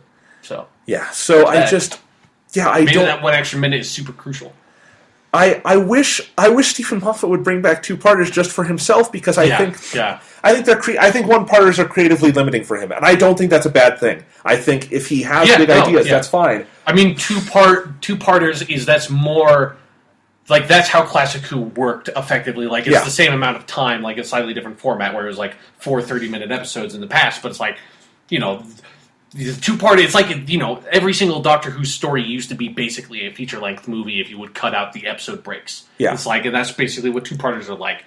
And I think, I understand Stephen Moffat's position of eliminating them, because a lot of the two-parters didn't need to be two-parters in modern Who. And they tend to be the weakest. In the Russell T Davies era, they were usually terrible. But when Stephen Moffat wrote two-parters, they were kind of brilliant. His first episode he ever did was the two-parter, the Doctor Dances one. Yeah. Great episode. Yeah. And his one for season 4 where we meet River Song, that's fantastic. The Pandora Opens / The Big Bang is the best finale this show may ever have. In terms of wrapping up an overarching plot, just fantastic. And the Impossible Astronaut / whatever the next one was, Day of the Moon, good two-parter also. Yeah. But yeah, so I'm worried about that. It's a lot of content to wrap up, and we've seen, as I said, we've seen him do it elegantly before, but that was in a two-parter, so who knows? I am very excited for this year's finale, but by excitement does not necessarily mean I expect it to be good. Yeah. Like I'm curious about it. Like I want to see what he's going to do, but I don't know how it's going to be good. Like I cannot see that working out at all. There's just we know there will so much stuff in the air, and the silents aren't even going to be in it. So he can't resolve everything if the silents aren't going to be in it. Yeah. God damn it! What the fuck were they? What the fuck were they? God. What was the spaceship? Who knows? Who knows? Doctor Who knows. Yeah, we know we will at least get more Doctor Who puns. Because that was in the fucking preview. Yeah, that was in the preview, so it's like, we know we're in a... For a bit of most of those. Who knows? Maybe that is the one time they sit in the episode, and then there's a fucking answer, and that's like, there's a plot! Holy crap! Sean Smith's his name! He's been saying it the whole fucking time, and we never believed him. It's on his goddamn library card. Exactly. If he had a driver's license, it'd be on that too. But in any case, alright, so next week, May 18th will be the Doctor Who finale, The Name of the Doctor, and obviously that same weekend, Star Trek Into Darkness comes out. Now, we will be covering both. I think that's 2 podcasts. Do you agree that's probably not? Yeah, probably, because after we do the whole Name of the Doctor thing, we'll also recap the season, because we will be able to see it in its entirety. So, and we usually do those. If you listen to our end of series, which was not on WGTC Radio, it was on the Monthly Stuff, I believe, or Monthly 10, one of our older podcasts. It would have been Stuff at that point. Okay. And, we've done these wrap-up episodes before, and they're fun for Doctor Who. Yeah. But they need to be their own thing. So I think what we're probably going to do, and Sean, stop me if this will not work, but probably the day that episode comes out, we will record that podcast, and that will be all about Doctor Who. If we do that Saturday, are you here that Saturday? Probably. Okay. Not entirely sure, but we'll see. Figure that out. We'll try that. If not, it'll be the Sunday or something around then. That will come out as soon as we can get that out. Yeah. And then probably the normal Monday episode, or maybe we'll push back to Tuesday or something, will be Star Trek Into Darkness. Yeah. We may even... God, this might be too big. We're going to need to cover the Xbox conference at the same time. May 21st. And I don't know if I want to wait a full week before doing a podcast on that. So what we might do is just wait for our Star Trek Into Darkness discussion until like that Tuesday or Wednesday, and also do the Xbox conference, because I'm just getting the feeling that will not be a PS4-sized episode. Yeah, that probably not. You're probably right that there's not going to be as much stuff to talk about. So in either case, we have a lot of podcasting coming up. And it's so weird we had those weeks where we had nothing else to talk about. Yeah, and now it's like we've got 3 fucking topics that could be its own thing jam-packed into 1 week. So yeah, so at the very least, I think there will be 2 next week starting over the weekend. Yeah. We'll see. But we'll let you know. Follow me on Twitter, @JonathanLack, and I'll let you know. They'll be up when they're up. Make sure you're subscribed, and you'll get the episodes when they come out. And obviously, if you do not listen to Doctor Who, you're probably not even listening to the podcast at this point. You don't care. But, we'll be talking about Star Trek Into Darkness, so have seen the movie by next week, or by next Monday, when we talk about the episode, or talk about the film. Yeah. We'll talk about that. We'll talk about Doctor Who, The Name of the Doctor, and we'll talk about the Xbox press conference sometime in the future. Not sure on the details, but it's a busy time. So, yeah. Yeah. Podcasting, ahoy.